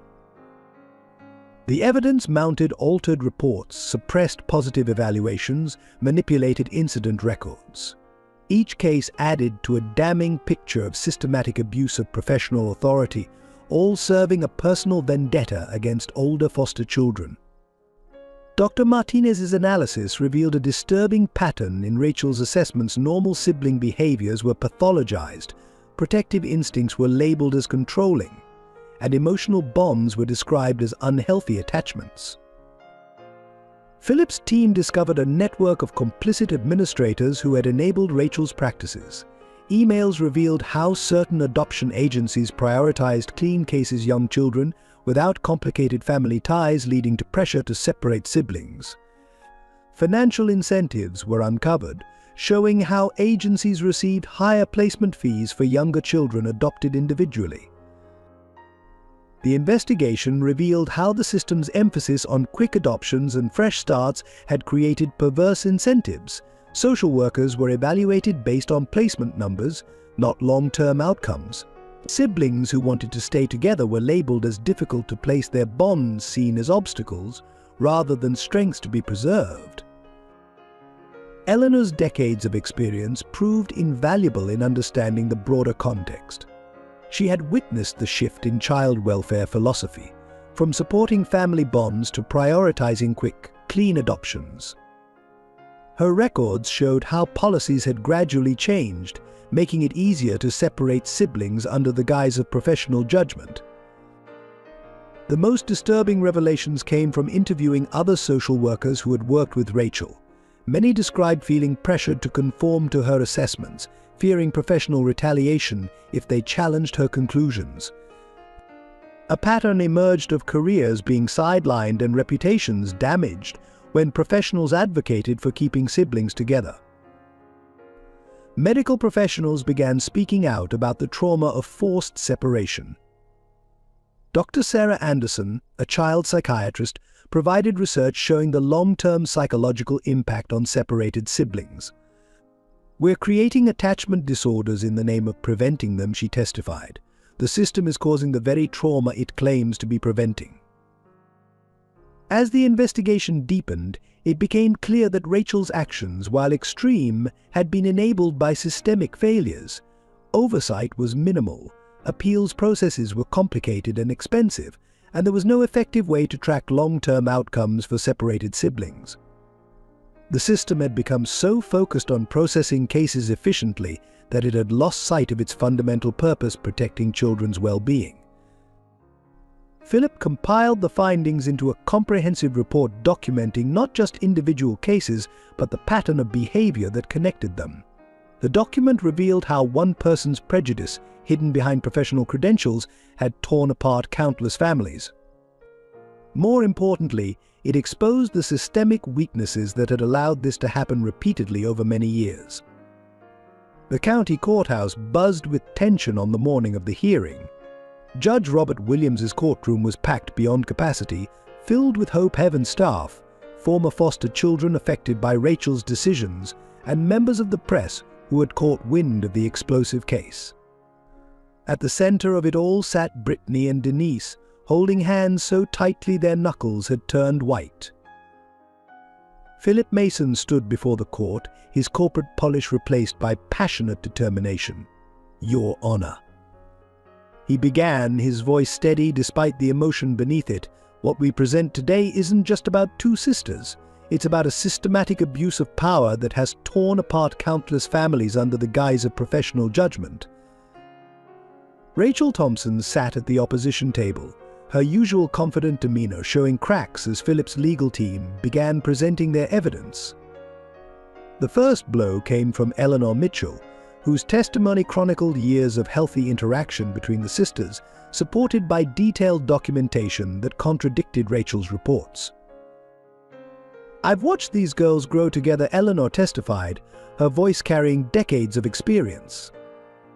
What MS Thompson labels as unhealthy dependency is actually one of the most beautiful examples of sibling support I've seen in 30 years of childcare. Denise helped Brittany overcome severe trauma through patience and love, while Brittany gave Denise a reason to trust again. The court fell silent as Philip's team presented video evidence showing Rachel's reports were fabricated. Security footage from Hope Haven revealed that incidents she claimed to have witnessed couldn't have occurred as described. Dates didn't match, locations were wrong, and her observations contradicted recorded reality. Dr. Jennifer Martinez, a leading child psychologist, provided expert testimony about the importance of sibling bonds in foster care. Separating these sisters wouldn't just be cruel. She explained it would be psychologically devastating. Their relationship isn't codependent, it's a crucial support system that has helped both girls thrive despite significant trauma. The most powerful moment came when Marcus Thompson, a victim of Rachel's previous separations, took the stand. Now an adult, he described the lasting impact of being separated from his younger sister. "I never saw her again," he testified, his voice breaking. MS Thompson's report said it was for the best, that I was a negative influence. I was 13, my sister was 8, we were all each other had. Rachel's cross-examination of witnesses grew increasingly desperate as her carefully constructed narrative crumbled. When she attempted to dismiss Eleanor's documentation as emotionally biased, the judge himself interrupted, pointing out that emotional investment in children's welfare was hardly a negative quality in childcare professionals. Philip's testimony marked a turning point in the proceedings. He described his own journey from seeking to replace his lost daughter to understanding true family bonds. "I came to Hope Haven looking for a child to fill a void," he admitted. "Instead, I found two sisters who taught me that family isn't about replacing what's lost, it's about opening your heart to new love." The courtroom stirred as Philip announced his intention to adopt both girls. "Your Honor, I'm not just asking to adopt Brittany anymore. I'm asking for the chance to keep a family together, to give both these extraordinary young women the home they deserve. Denise isn't a complication to be removed, she's an essential part of the family I hope to build." Brittany's testimony, though brief, moved many to tears. She described her hunger strike not as manipulation but as the only way she knew to fight for her family. "Denise is my sister," she said simply, "not because someone told us we were, but because we chose each other. Why is that less real than being born sisters?" Throughout the proceedings, evidence of Rachel's pattern of separating siblings continued to mount. Case after case was presented showing nearly identical language in reports, similar justifications for transfers, and a clear bias against older siblings in foster care. Her methodology, once examined in detail, revealed a disturbing pattern of personal prejudice masked as professional judgment. The fabric of false evidence against Denise began subtly, like cracks spreading through a foundation. Rachel Thompson sat at her desk late one evening, carefully crafting a report that would forever alter the course of two sisters' lives. Her computer screen glowed with half-truths and manipulated observations, each word chosen to paint a picture of dysfunction where none existed. Observed subject DE, exhibiting controlling behaviors during mealtime, she wrote, transforming Denise's loving habit of saving treats for Brittany into something sinister. Subject appears to be using food sharing as a means of maintaining psychological control over younger resident BA. The reality, a simple act of sisterly love, was twisted into a weapon against their bond. Rachel's reports grew bolder with each submission. She began documenting incidents that never occurred, arguments that never happened, manipulation that existed only in her imagination. One particularly damaging report claimed Denise had deliberately sabotaged Brittany's relationships with potential adoptive families before Philip, a complete fabrication that nonetheless found its way into official records. During supervised visits between the girls, Rachel would scrutinize their every interaction, interpreting innocent gestures through a lens of suspicion. When Denise helped Brittany tie her shoelaces, it became fostering unnecessary dependence. Their private jokes were labeled as exclusionary behavior designed to isolate BA from peers and potential adoptive resources. The most damaging allegations centered around Denise's past trauma. Rachel expertly wove together isolated incidents from Denise's early years in the system, creating a narrative that suggested she was emotionally unstable and potentially dangerous. A panic attack from 6 years ago became violent tendencies, while her protective instincts toward Brittany were reframed as obsessive attachment disorder. These reports began circulating through the child welfare system, gaining momentum and credibility with each passing hand. Social workers who had known and trusted Denise for years found themselves questioning their judgments. Even Hope Haven staff members began treating her differently, watching her interactions with Brittany more closely, their trust eroded by Rachel's carefully constructed lies. Philip Mason received carefully selected excerpts from these reports during his meetings with Rachel. Mr. Mason, she would say, her voice filled with manufactured concern, "I feel obligated to share some troubling patterns we've observed." She would then present her evidence, each point designed to make him question the wisdom of maintaining any connection between the girls after adoption. The impact on Denise was devastating. She began noticing the changed attitudes, the whispered conversations that stopped when she entered a room, the way other staff members no longer left her alone with younger children. Her confusion turned to hurt, then to anger as she realized her reputation was being systematically destroyed. Eleanor Mitchell attempted to challenge these reports, presenting her own observations of the girls' positive relationship. However, her protests were dismissed as emotionally biased and lacking professional distance. Her decade of experience working with children was deemed irrelevant in the face of Rachel's supposedly scientific documentation. The false reports reached their crescendo when Rachel submitted a comprehensive evaluation recommending immediate separation. She cited escalating concerns about psychological manipulation and potential long-term emotional damage to B.A.'s development. The report was a masterwork of deception, weaving together actual events, misinterpreted interactions, and complete fabrications into a compelling narrative of danger. As evidence mounted in the courtroom, Judge Williams's expression grew increasingly grave. The systematic manipulation of records, the calculated destruction of a sibling bond, and the broader pattern of separation revealed a deeply flawed system that had allowed personal bias to override professional ethics. Dr. Martinez's analysis of the psychological impact of Rachel's actions presented research showing the devastating effects of her campaign. We're looking at hundreds of children who have suffered severe attachment disorders, depression, and trust issues as a direct result of these forced separations, she testified. The trauma inflicted by these actions will affect many of these children for the rest of their lives. The hearing reached its emotional peak when Denise took the stand. Unlike her previous appearances before authorities, where she had been defensive and afraid, she spoke with quiet dignity about her relationship with Brittany. The courtroom fell silent as she described their first meeting, their shared struggles, their dreams of staying together. "I promised to protect her," Denise testified, her voice steady despite the tears in her eyes. "But this isn't just about protection anymore. We make each other better. We make each other whole."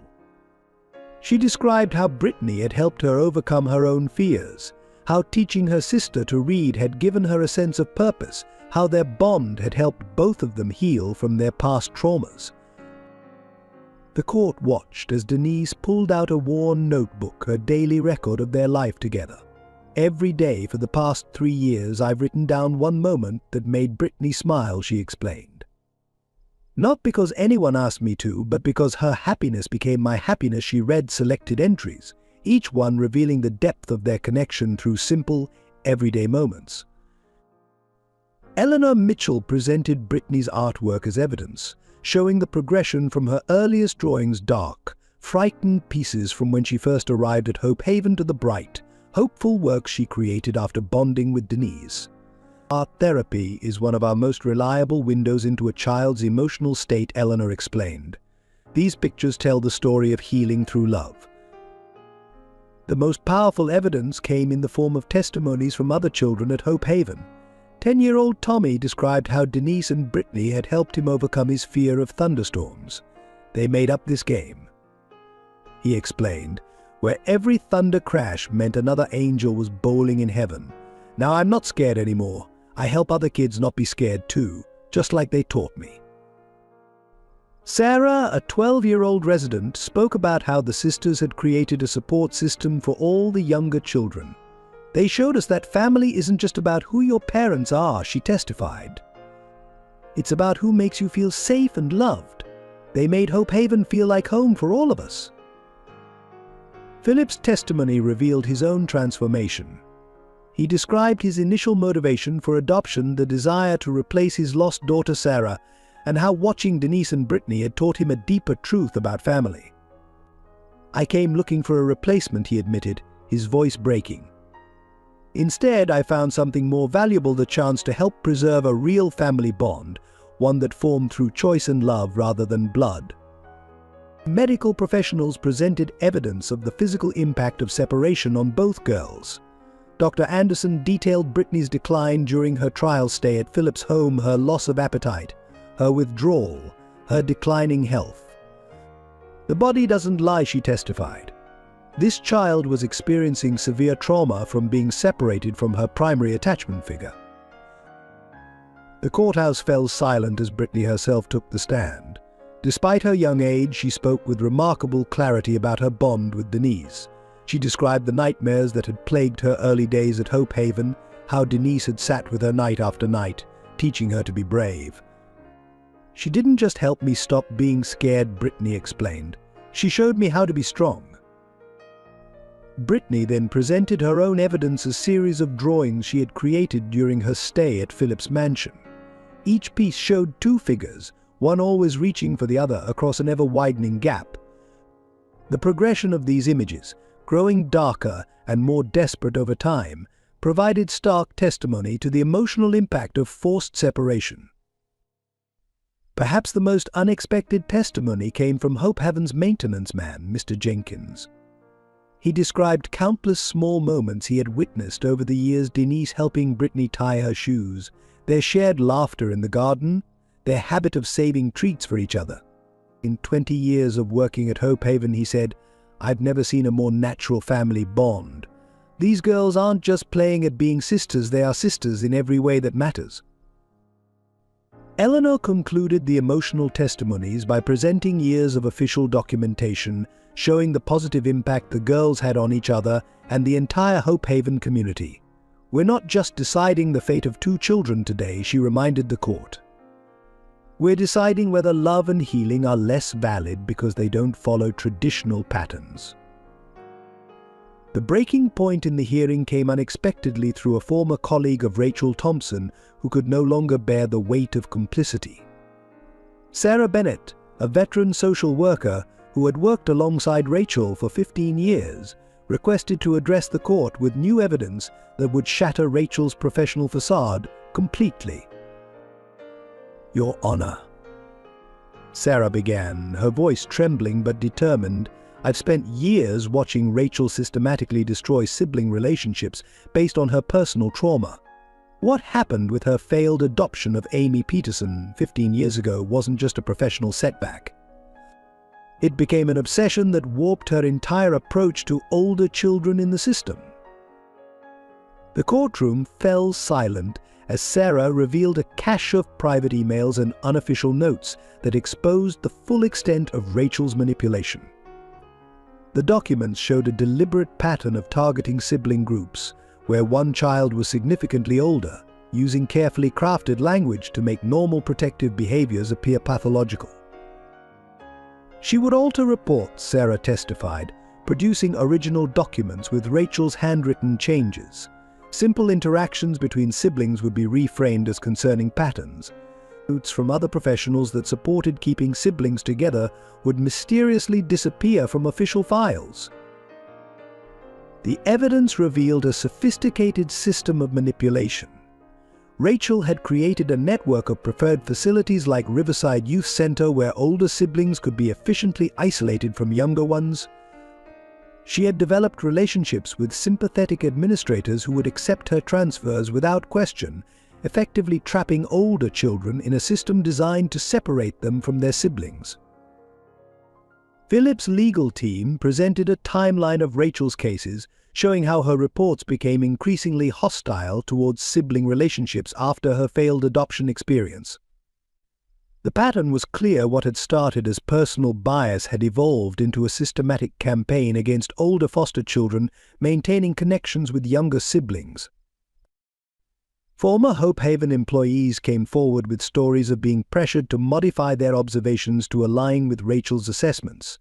Those who refused found their reports mysteriously missing from official files, their concerns dismissed as unprofessional emotional attachment to their charges.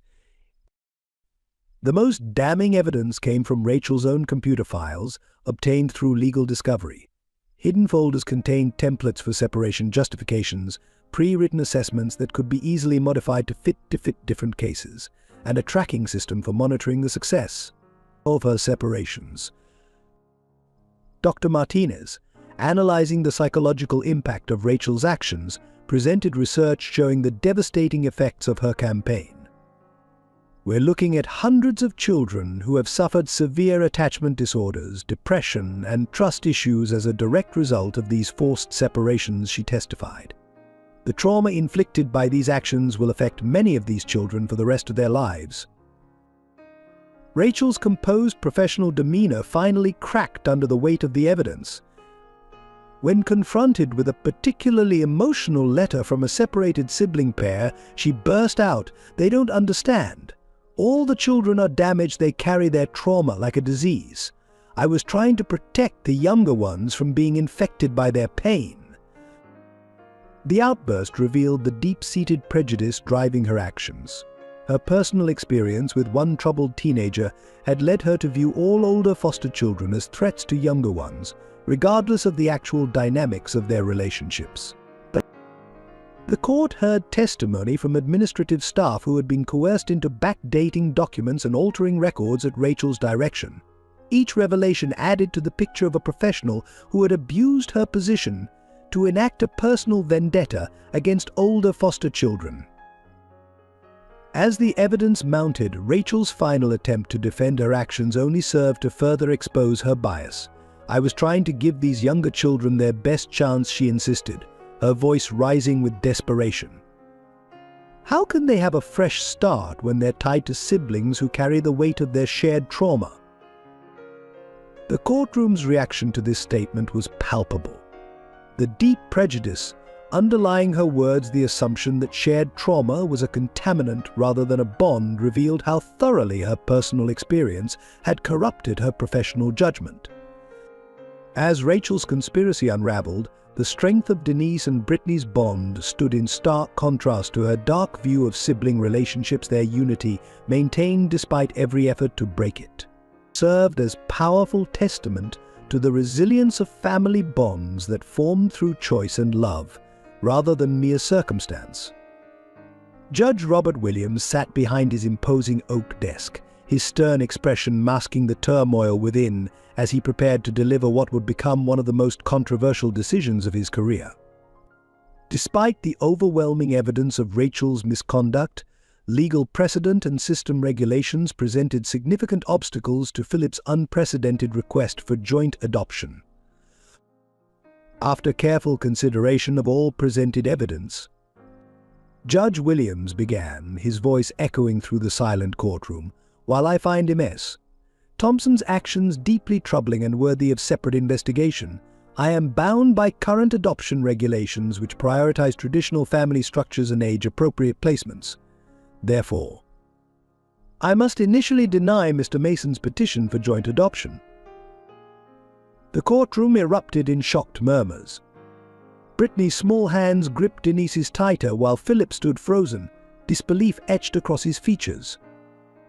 Judge Williams raised his hand for silence before continuing to explain his decision, citing specific statutes that made approving such an unusual adoption legally problematic, and the law as currently written, he elaborated, does not adequately address situations where an adult seeks to adopt both an older and younger child who are not biologically related.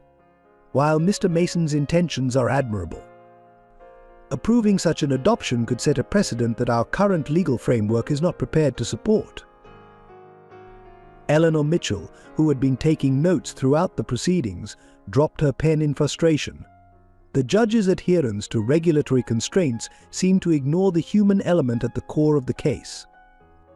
Philip's legal team immediately began shuffling papers, preparing for an appeal, while Rachel Thompson's slight smile suggested she felt vindicated despite her exposed misconduct. The judge continued outlining the technical reasons for his decision.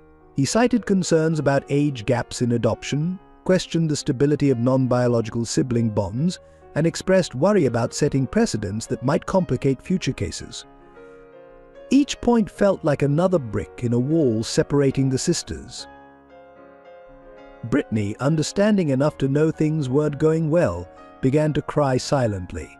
Denise wrapped her arm around her sister's shoulders, her own face a mask of controlled pain. Their reactions sparked a wave of emotional responses throughout the courtroom, with many observers openly wiping away tears. Philip stood to address the court again, his voice carrying the weight of genuine emotion. "Your Honor, with all due respect, are we not allowing bureaucracy to triumph over humanity? These regulations were created to protect children, not to tear apart existing family bonds." The judge's response was measured but firm. "Mr. Mason, I sympathize with your position, but I cannot simply ignore established legal frameworks. The law must evolve through proper channels, not through emotional appeals in individual cases." However, as Judge Williams observed the devastating impact of his words on the two sisters, something shifted in his expression. He added an unusual addendum to his ruling: "I will delay the final implementation of this decision for 30 days, during which time I strongly encourage Mr. Mason's legal team to petition for emergency amendments to current adoption regulations." This small concession offered a glimmer of hope, but the immediate reality remained harsh. Denise would still face transfer to Riverside Youth Center while any appeals were pending. But the separation that Rachel had engineered would proceed, albeit temporarily, despite all evidence of its harmful nature. The courtroom atmosphere grew heavy with despair as the implications became clear. Philip's legal team huddled in urgent consultation while social workers began discussing immediate transfer arrangements for Denise. The system's machinery was in motion, seemingly unstoppable, despite its obvious flaws. The night before her scheduled transfer to Riverside Youth Center, Denise Evans made a desperate decision.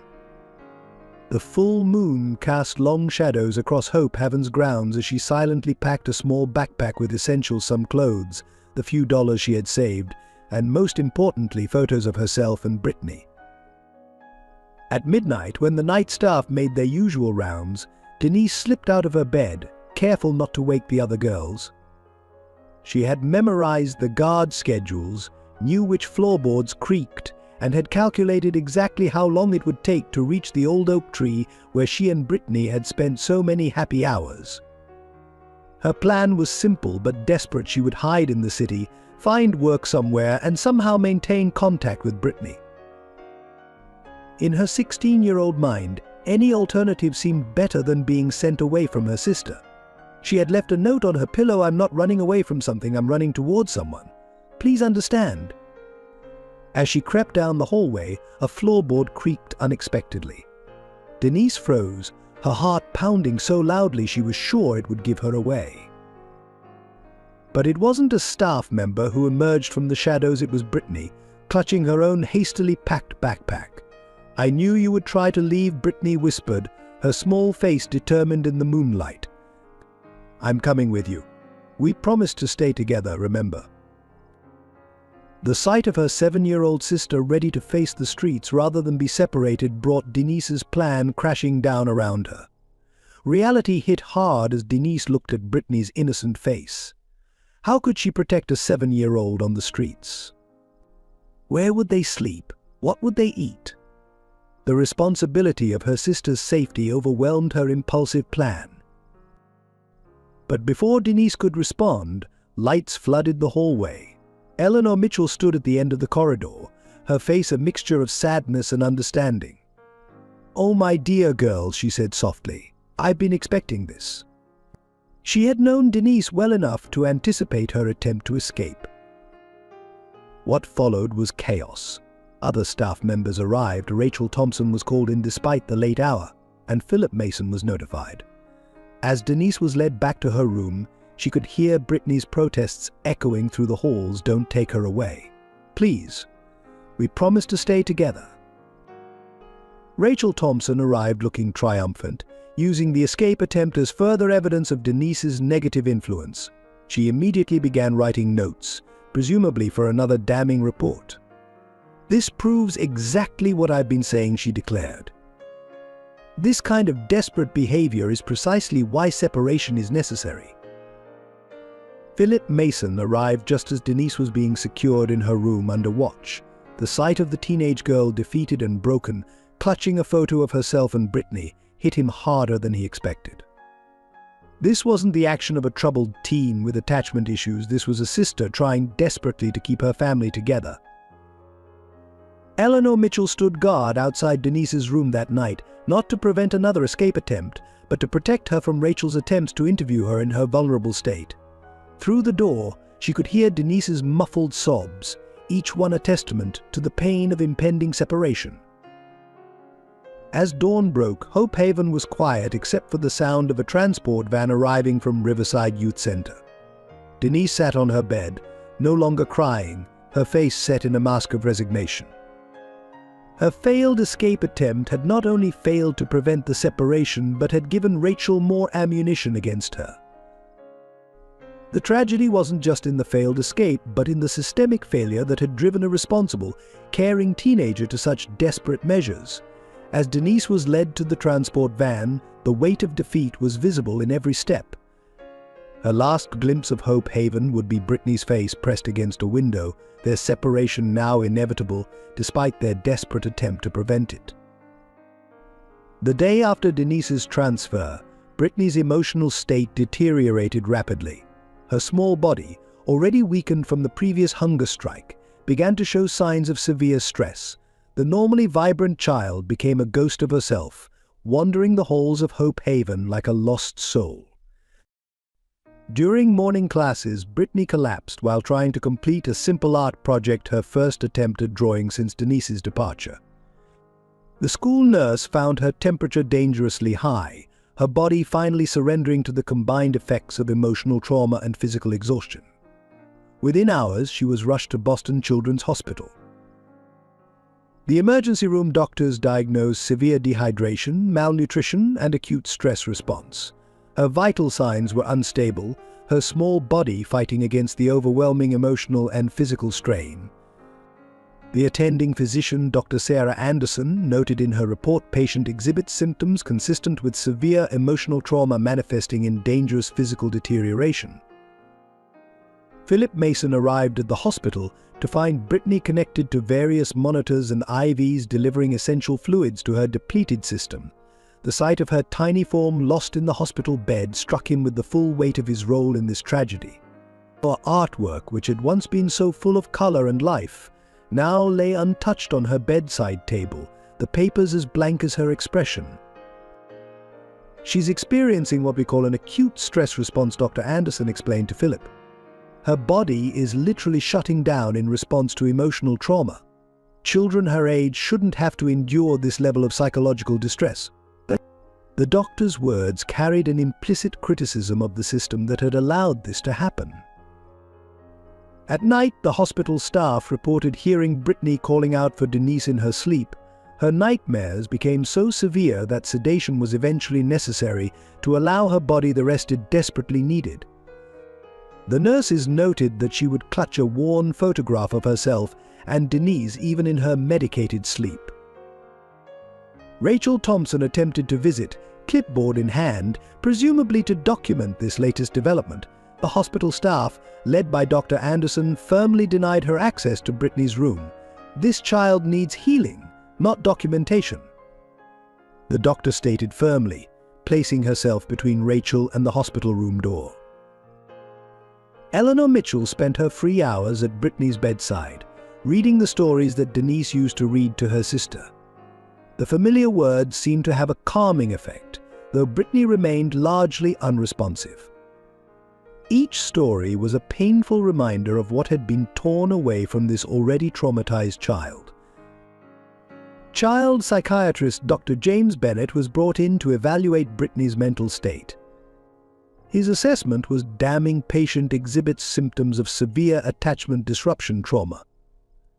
The forced separation from her primary emotional support has created a psychological crisis that manifests in physical symptoms.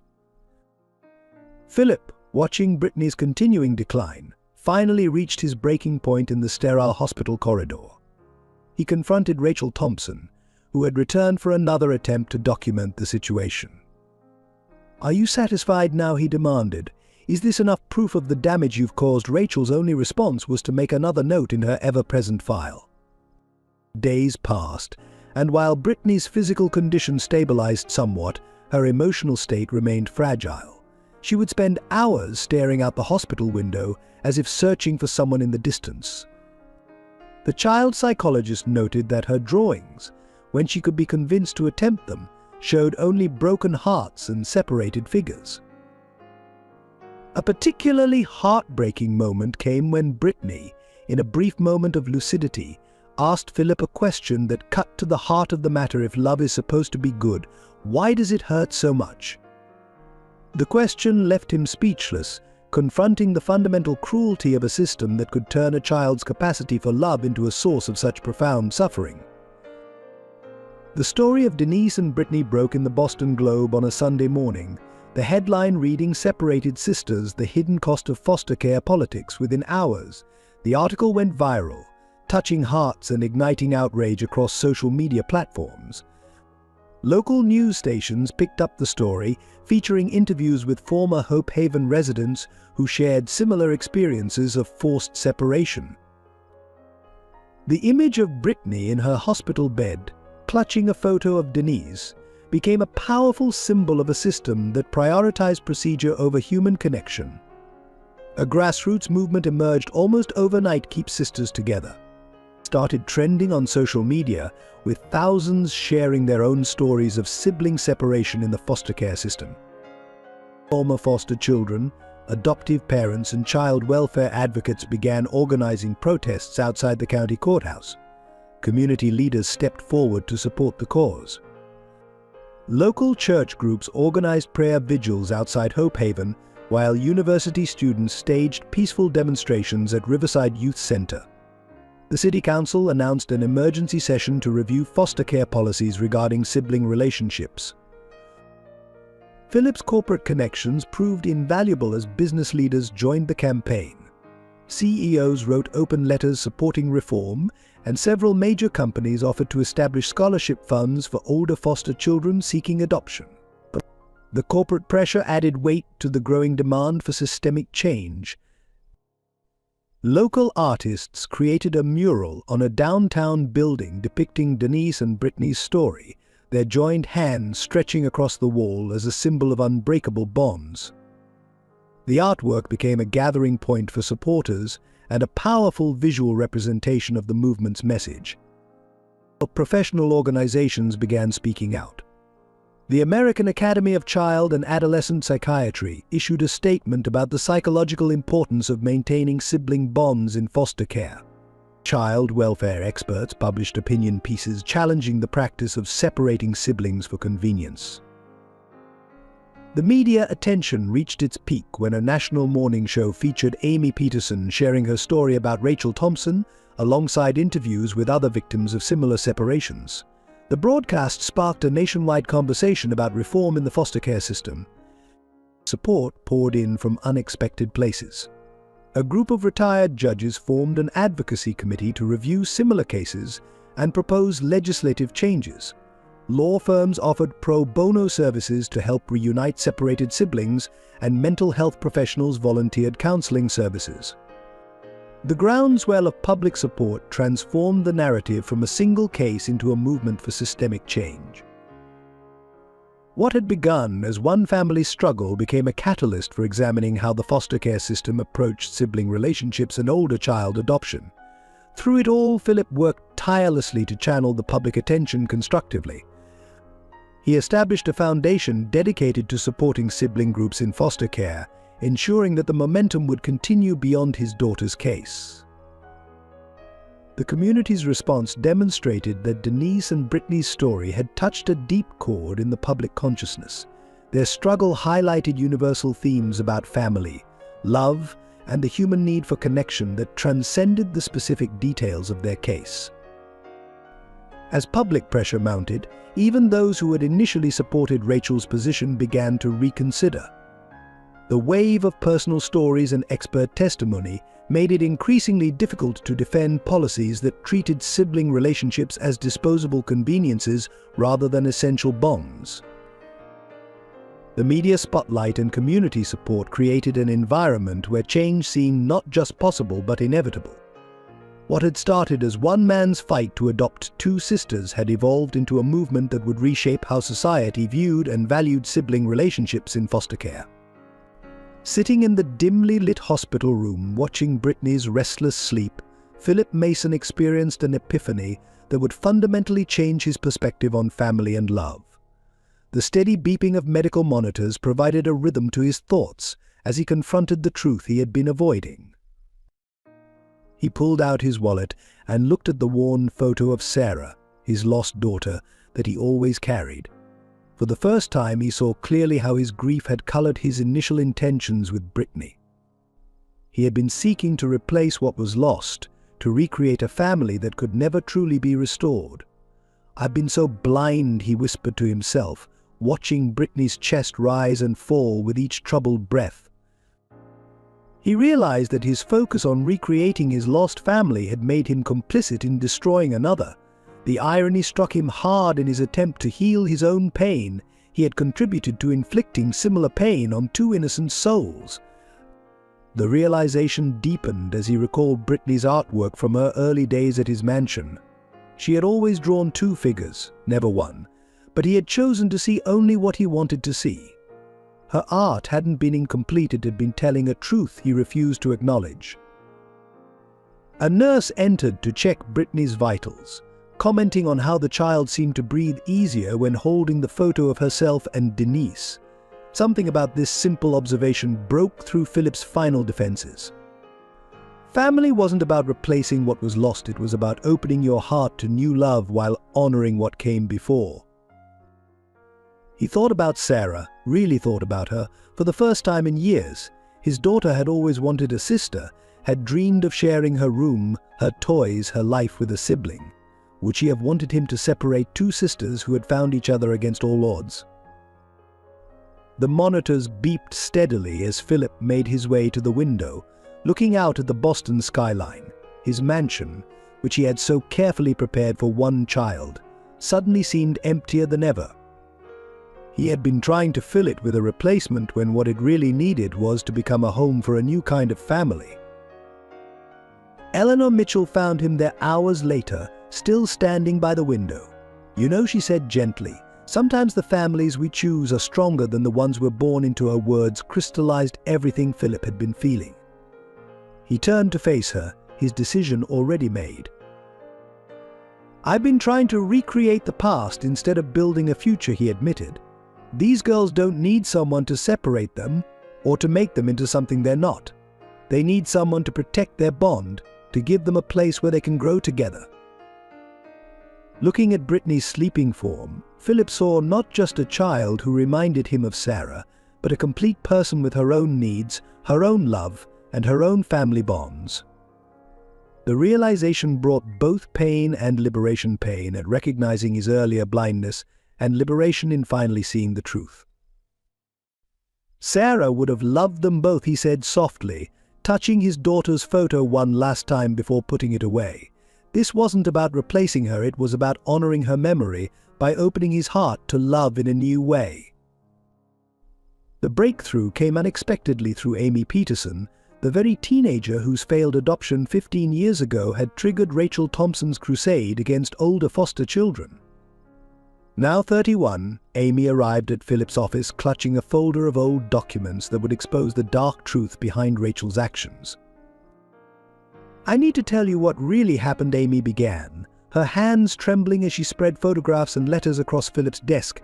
"Rachel Thompson didn't fail to adopt me. I escaped from her. What she's doing to Denise and other teenagers, she tried to do to me first." The documents revealed a disturbing pattern. Rachel's home had been less a sanctuary than a prison where Amy's every move was monitored and controlled. Letters Amy had written describing her treatment had never reached authorities, intercepted and hidden away by Rachel herself. "She was obsessed with fixing me," Amy explained, her voice steady despite the pain in her eyes. "Every connection to my past, especially my younger sister in another foster home, was seen as a contamination that needed to be eliminated. When I refused to cut ties with my sister, things got ugly." Among Amy's documents were Rachel's personal journals from that period, obtained through years of legal battles. The entries revealed a mindset that had grown increasingly paranoid and controlling. Rachel had convinced herself that older foster children were irreparably damaged and that her mission was to protect younger ones from their influence. Philip's investigators quickly connected the dots between Amy's experience and Rachel's subsequent career choices. Every separation she had engineered, every transfer she had arranged, followed the same pattern as her attempted control of Amy. The tactics she had failed to perfect with one teenager had been refined and systematized in her professional role. The most damning evidence came from Rachel's private correspondence with Riverside Youth Center. Emails revealed that she had specifically chosen the facility for its strict policies limiting outside contact. She had been deliberately sending older siblings there, knowing they would effectively disappear from their younger siblings' lives. Amy's testimony painted a picture of Rachel's methods that exactly matched what was happening with Denise.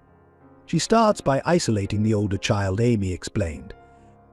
Then she documents every reaction to that isolation as proof of instability. It's a perfect trap. The more you fight to maintain your relationships, the more she uses that fight against you. Eleanor Mitchell, listening to Amy's story, recognized the same tactics being used at Hope Haven. "She's been doing this right under our noses," Eleanor realized. "Every time we saw devotion between siblings, she was seeing contamination. Every protective instinct was reframed as control." The revelation of Rachel's personal vendetta transformed the legal landscape of the case. This wasn't just about one social worker's prejudice. It was about a systematic abuse of power driven by unresolved trauma and a distorted mission to protect that actually caused harm. Philip's legal team quickly moved to have all of Rachel's previous cases reviewed. The pattern they uncovered was staggering: dozens of older siblings transferred to restrictive facilities, hundreds of relationships severed, all justified by reports that echoed Rachel's experience with Amy. As Amy finished sharing her story, she pulled out one final document, a photo of herself with her sister, taken recently at her sister's wedding. "We found each other again," she said, "but it took 15 years. Some siblings never do. This has to stop." As the truth about Rachel's systematic separation of siblings came to light, the community response grew from quiet support to determined action. Local newspapers began running a series of investigative articles examining similar cases across the state. Reporters uncovered a pattern of siblings being separated under questionable circumstances, all bearing Rachel's distinctive documentation style. Former foster children began organizing support groups and advocacy networks. They shared stories of forced separations, of lost connections, of years spent searching for siblings. Their testimonies painted a devastating picture of lives fractured by a system that prioritized convenience over family bonds. The Hope Haven staff, emboldened by the revelations, started speaking out. Night supervisors described how they had witnessed countless tearful goodbyes between siblings. Kitchen workers recalled how children would save portions of their meals for brothers and sisters they feared they might never see again. Each story added to the mounting evidence of systemic failure. Local religious leaders and community organizations joined forces to create the Forever Family Initiative, a program dedicated to supporting sibling groups in foster care. They offered transportation assistance for siblings placed in different facilities, organized supervised visits, and provided legal advocacy for families fighting separation. Social workers from other districts began reviewing their own cases, looking for similar patterns. Many came forward with stories of feeling pressured to separate siblings, of being told that clean breaks were best for younger children. The revelation sparked a broader conversation about reform in child welfare practices. The academic community contributed research supporting the importance of maintaining sibling bonds. Studies showed better outcomes for children who remained connected to their siblings, challenging the notion that separation led to better adjustment. Universities offered their resources to track and document cases of forced separation. Eleanor Mitchell organized a database of separated siblings, working with volunteer researchers to help reconnect families torn apart by the system. The project quickly expanded as more cases came to light. Social media became a powerful tool, with dedicated groups helping siblings find each other after years of separation. Local businesses showed their support in practical ways. Law firms offered pro bono services to families fighting separation orders. Tech companies developed apps to help siblings maintain contact across distance. Transportation companies provided free passes for siblings to visit each other. The arts community joined the cause, creating powerful visual representations of the separated families' stories. A local theater group developed a play based on testimonies from former foster children, bringing their experiences to life for audiences across the city. Art galleries hosted exhibitions featuring work by children affected by separation. Medical professionals began documenting the physical and emotional impact of sibling separation. Pediatricians reported increased rates of anxiety and depression in separated children. Mental health experts provided testimony about the long-term trauma caused by forced separation. At Hope Haven, the children organized their own form of protest. They created a wall of remembrance, covering it with photos and stories of siblings who had been separated. Each new addition strengthened their resolve to prevent future separations and inspired more people to join the cause. The movement gained momentum as more professionals within the system began questioning established practices. Judges started looking more critically at recommendations for separation. Social workers developed new protocols emphasizing family preservation. Foster parents advocated for keeping sibling groups together. The mounting evidence and community pressure finally forced the child welfare system to confront its flaws. In an unprecedented move, the State Department of Children's Services announced a comprehensive review of all sibling separation cases from the past decade. The investigation would focus particularly on cases where Rachel Thompson's recommendations had influenced decisions. High-ranking officials began making public statements acknowledging the system's failure to protect sibling relationships. The Commissioner of Child Services held a press conference admitting that policies had prioritized administrative convenience over children's emotional well-being. "We lost sight of our primary mission," she stated. "We focused so much on finding placements that we forgot about preserving families." Internal audits revealed shocking statistics. Hundreds of siblings had been separated without proper justification. The review found a pattern of manipulated reports, ignored appeals, and systematic bias against older children in foster care. Each discovery added to the growing consensus that fundamental reform was necessary. The State Board of Child Welfare convened an emergency session to revise its policies on sibling placement. New guidelines were drafted emphasizing the preservation of sibling bonds as a primary consideration in all placement decisions. The board also established an independent oversight committee to review future separation recommendations. Professional organizations began updating their standards of practice. The National Association of Social Workers issued new guidelines specifically addressing sibling relationships in foster care. Training programs were developed to help social workers better understand and support sibling bonds. The judicial system also responded to the revelations. The state Supreme Court issued an advisory opinion emphasizing the legal rights of siblings in foster care. Lower courts were instructed to give greater weight to maintaining sibling relationships when considering placement decisions. Legal reforms were proposed to strengthen protections for sibling groups. New legislation would require clear and compelling evidence before siblings could be separated, and would mandate regular contact between separated siblings. The proposed laws also included provisions for sibling visitation rights and resources to support joint placement. The system's acknowledgement extended to practical changes. Budget allocations were revised to provide additional support for homes willing to accept sibling groups. Training programs were established to help foster parents understand the importance of maintaining sibling connections. Resources were dedicated to facilitating regular contact between separated siblings. Perhaps most significantly, the department created a new position, sibling relationship advocate. This role would focus specifically on protecting and supporting sibling bonds within the foster care system. The position's first appointment was Eleanor Mitchell, whose years of documentation had helped expose the system's flaws.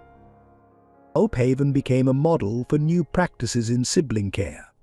Its success in keeping siblings together, despite earlier pressures to separate them, provided valuable lessons for other facilities. The staff's methods of supporting sibling relationships were studied and replicated across the state. The acknowledgement of systemic failure brought both pain and hope. Pain in recognizing how many families had been unnecessarily torn apart, and hope that future generations would be better protected. As one official noted, sometimes it takes a crisis to reveal our deepest flaws, but it also shows us the path to healing. The county courthouse was packed to capacity on the morning of Judge Williams' final ruling. Sunlight streamed through the high windows, casting a warm glow over the assembled crowd. Brittany, released from the hospital but still looking fragile, sat between Philip and Eleanor, while Denise, brought back from Riverside Youth Center, tried to maintain her composure despite her obvious exhaustion. Judge Williams entered the courtroom with deliberate steps, his face bearing the gravity of a decision that would reshape lives and potentially change the system itself. The rustling of papers and whispered conversations died away as he took his seat, the entire room holding its breath. In light of new evidence and careful reconsideration, he began, his voice clear and strong, "I am reversing my previous ruling. Furthermore, I am approving Mr. Philip Mason's petition for joint adoption of both Brittany Adams and Denise Evans." The silence broke into a wave of emotion. Brittany leapt from her seat, rushing to embrace Denise despite the bailiff's half-hearted attempt to maintain decorum. Their tears of joy mingled as they held each other, finally secure in the knowledge that no one could separate them again. Philip moved to join his daughters, now officially his daughters, his own eyes glistening with tears. The three of them formed a circle, their embrace representing the new family they had become. Eleanor Mitchell watched from her seat, dabbing at her eyes with a handkerchief, her years of advocacy finally vindicated. Rachel Thompson was notably absent, having been suspended pending investigation.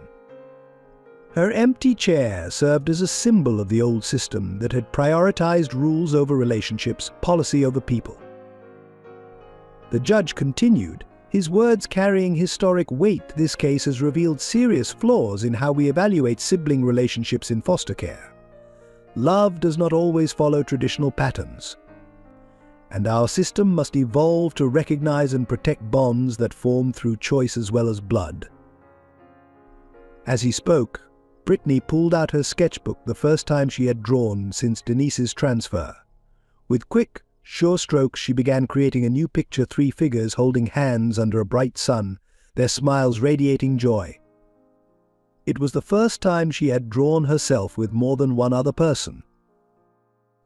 The judge's final words resonated through the courtroom. Family is not defined by biology alone, nor by traditional structures. It is defined by love, commitment, and the bonds that form when hearts choose to beat as one. Let this ruling stand as recognition of that truth. The transition from Hope Haven to Philip's mansion unfolded like the opening chapters of a new book. This time, both sisters moved together, their belongings mingling in the back of Philip's car as they drove toward their new home. The mansion that had once felt empty and imposing to Brittany now seemed to welcome them with open arms. Philip had transformed Sarah's old playroom into an art studio for both girls, with two easels standing side by side near the window. The walls, once a shrine to loss, now displayed both Sarah's preserved artwork and empty spaces waiting to be filled with new memories. It was a perfect metaphor for their family honoring the past while embracing the future. The first night in their new home, the sisters shared Brittany's room, neither quite ready for separation even in sleep. Philip found them in the morning, curled together like quotation marks, their faces peaceful for the first time in weeks. He quietly closed the door, understanding that healing would happen in its own time. Days melted into weeks as they established new routines. Breakfast became a time for sharing dreams from the night before, with Philip learning to interpret the sisters' private language of inside jokes and half-finished sentences. Denise discovered a talent for cooking, while Brittany filled the house with increasingly colorful artwork. The transformation was most visible in their art. Brittany's drawings evolved from separated figures to vibrant family scenes, always featuring three people together. Denise, inspired by her sister, began writing stories to accompany the artwork, their creative collaboration filling the mansion with new energy.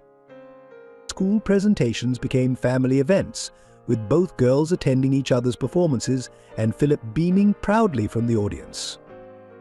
Teachers noted the positive changes in both sisters, Brittany's grades improving as her anxiety decreased, Denise's natural leadership qualities emerging as she felt secure in her new role. Philip learned to navigate the delicate balance of being both authority figure and healing presence. He discovered that sometimes the best parenting happened in quiet moments, helping with homework, listening to their stories, or simply being present while they worked through their remaining fears. The mansion's gardens became their special project, with each family member choosing plants to grow. Denise planted protective rows of sunflowers, while Brittany created a rainbow of wildflowers. Philip added a bench beneath the property's oldest oak tree, recognizing their need for a place similar to their spot at Hope Haven. Therapy sessions continued, but now as a family unit. They learned to talk about Sarah, about the pain of separation, about their fears and hopes. Through these conversations, they built a stronger foundation, understanding that their new family was built on choice, love, and mutual healing.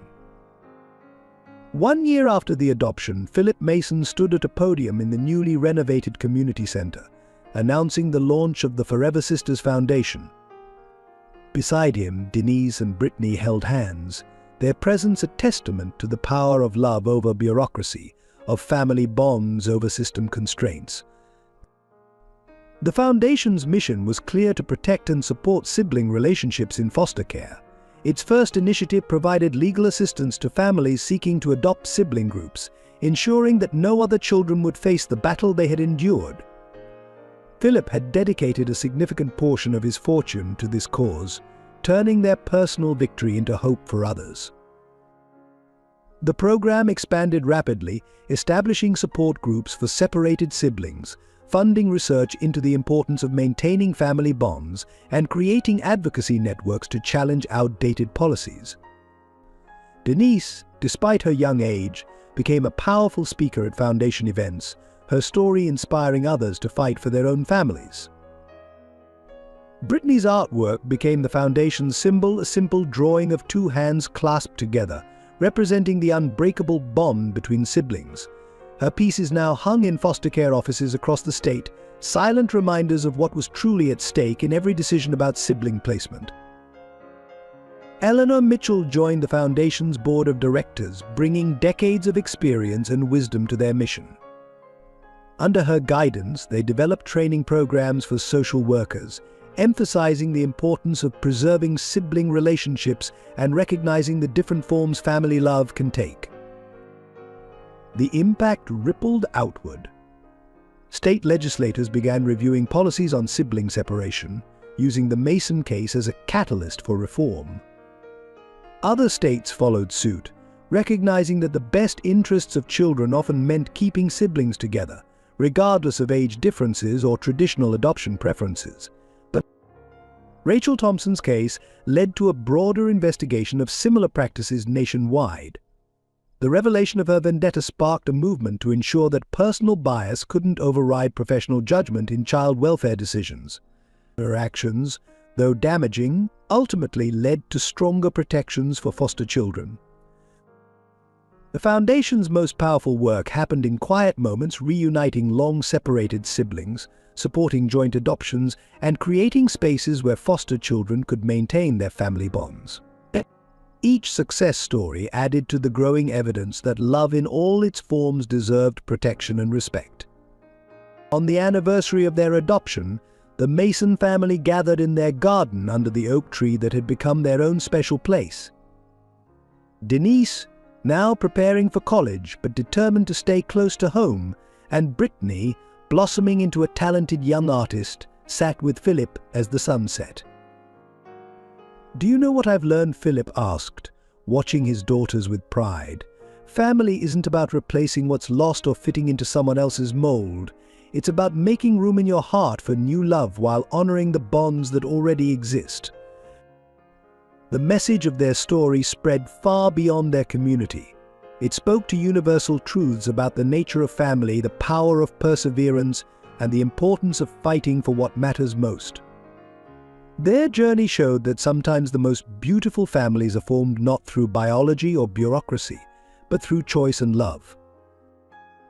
The Forever Sisters Foundation became more than just an organization. It became a symbol of hope, a reminder that change is possible when people stand together for what's right.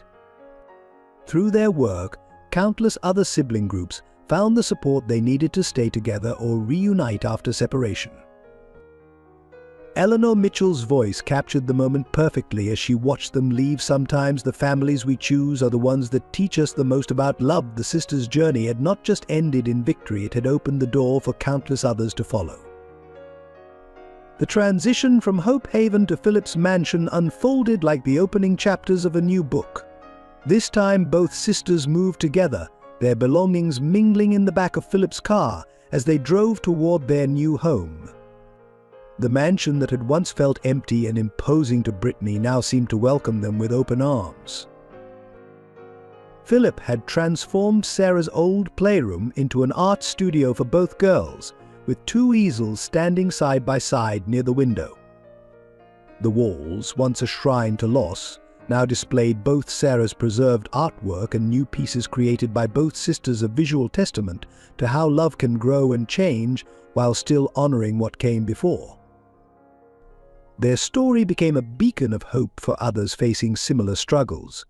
It demonstrated that justice, while sometimes slow, could prevail when enough people stood together for what was right.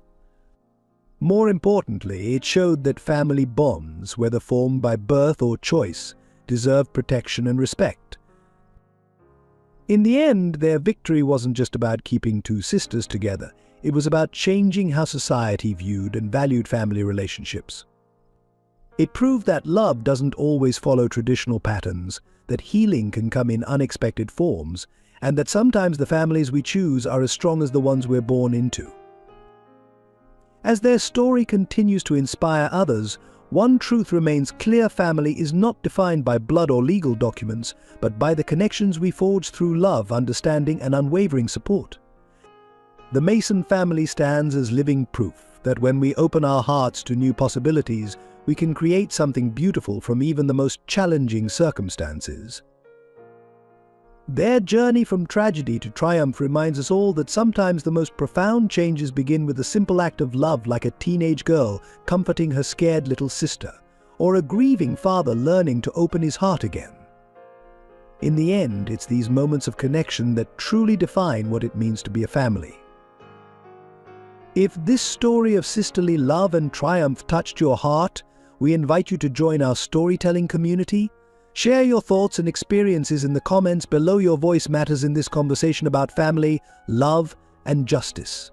Support our team's mission to bring more inspiring stories by subscribing to our channel and spreading hope by sharing this video with friends and family. Every like helps us reach more people with messages of love and resilience. Together, we can continue celebrating the power of unconditional love and the true meaning of family. Thank you for being part of our journey.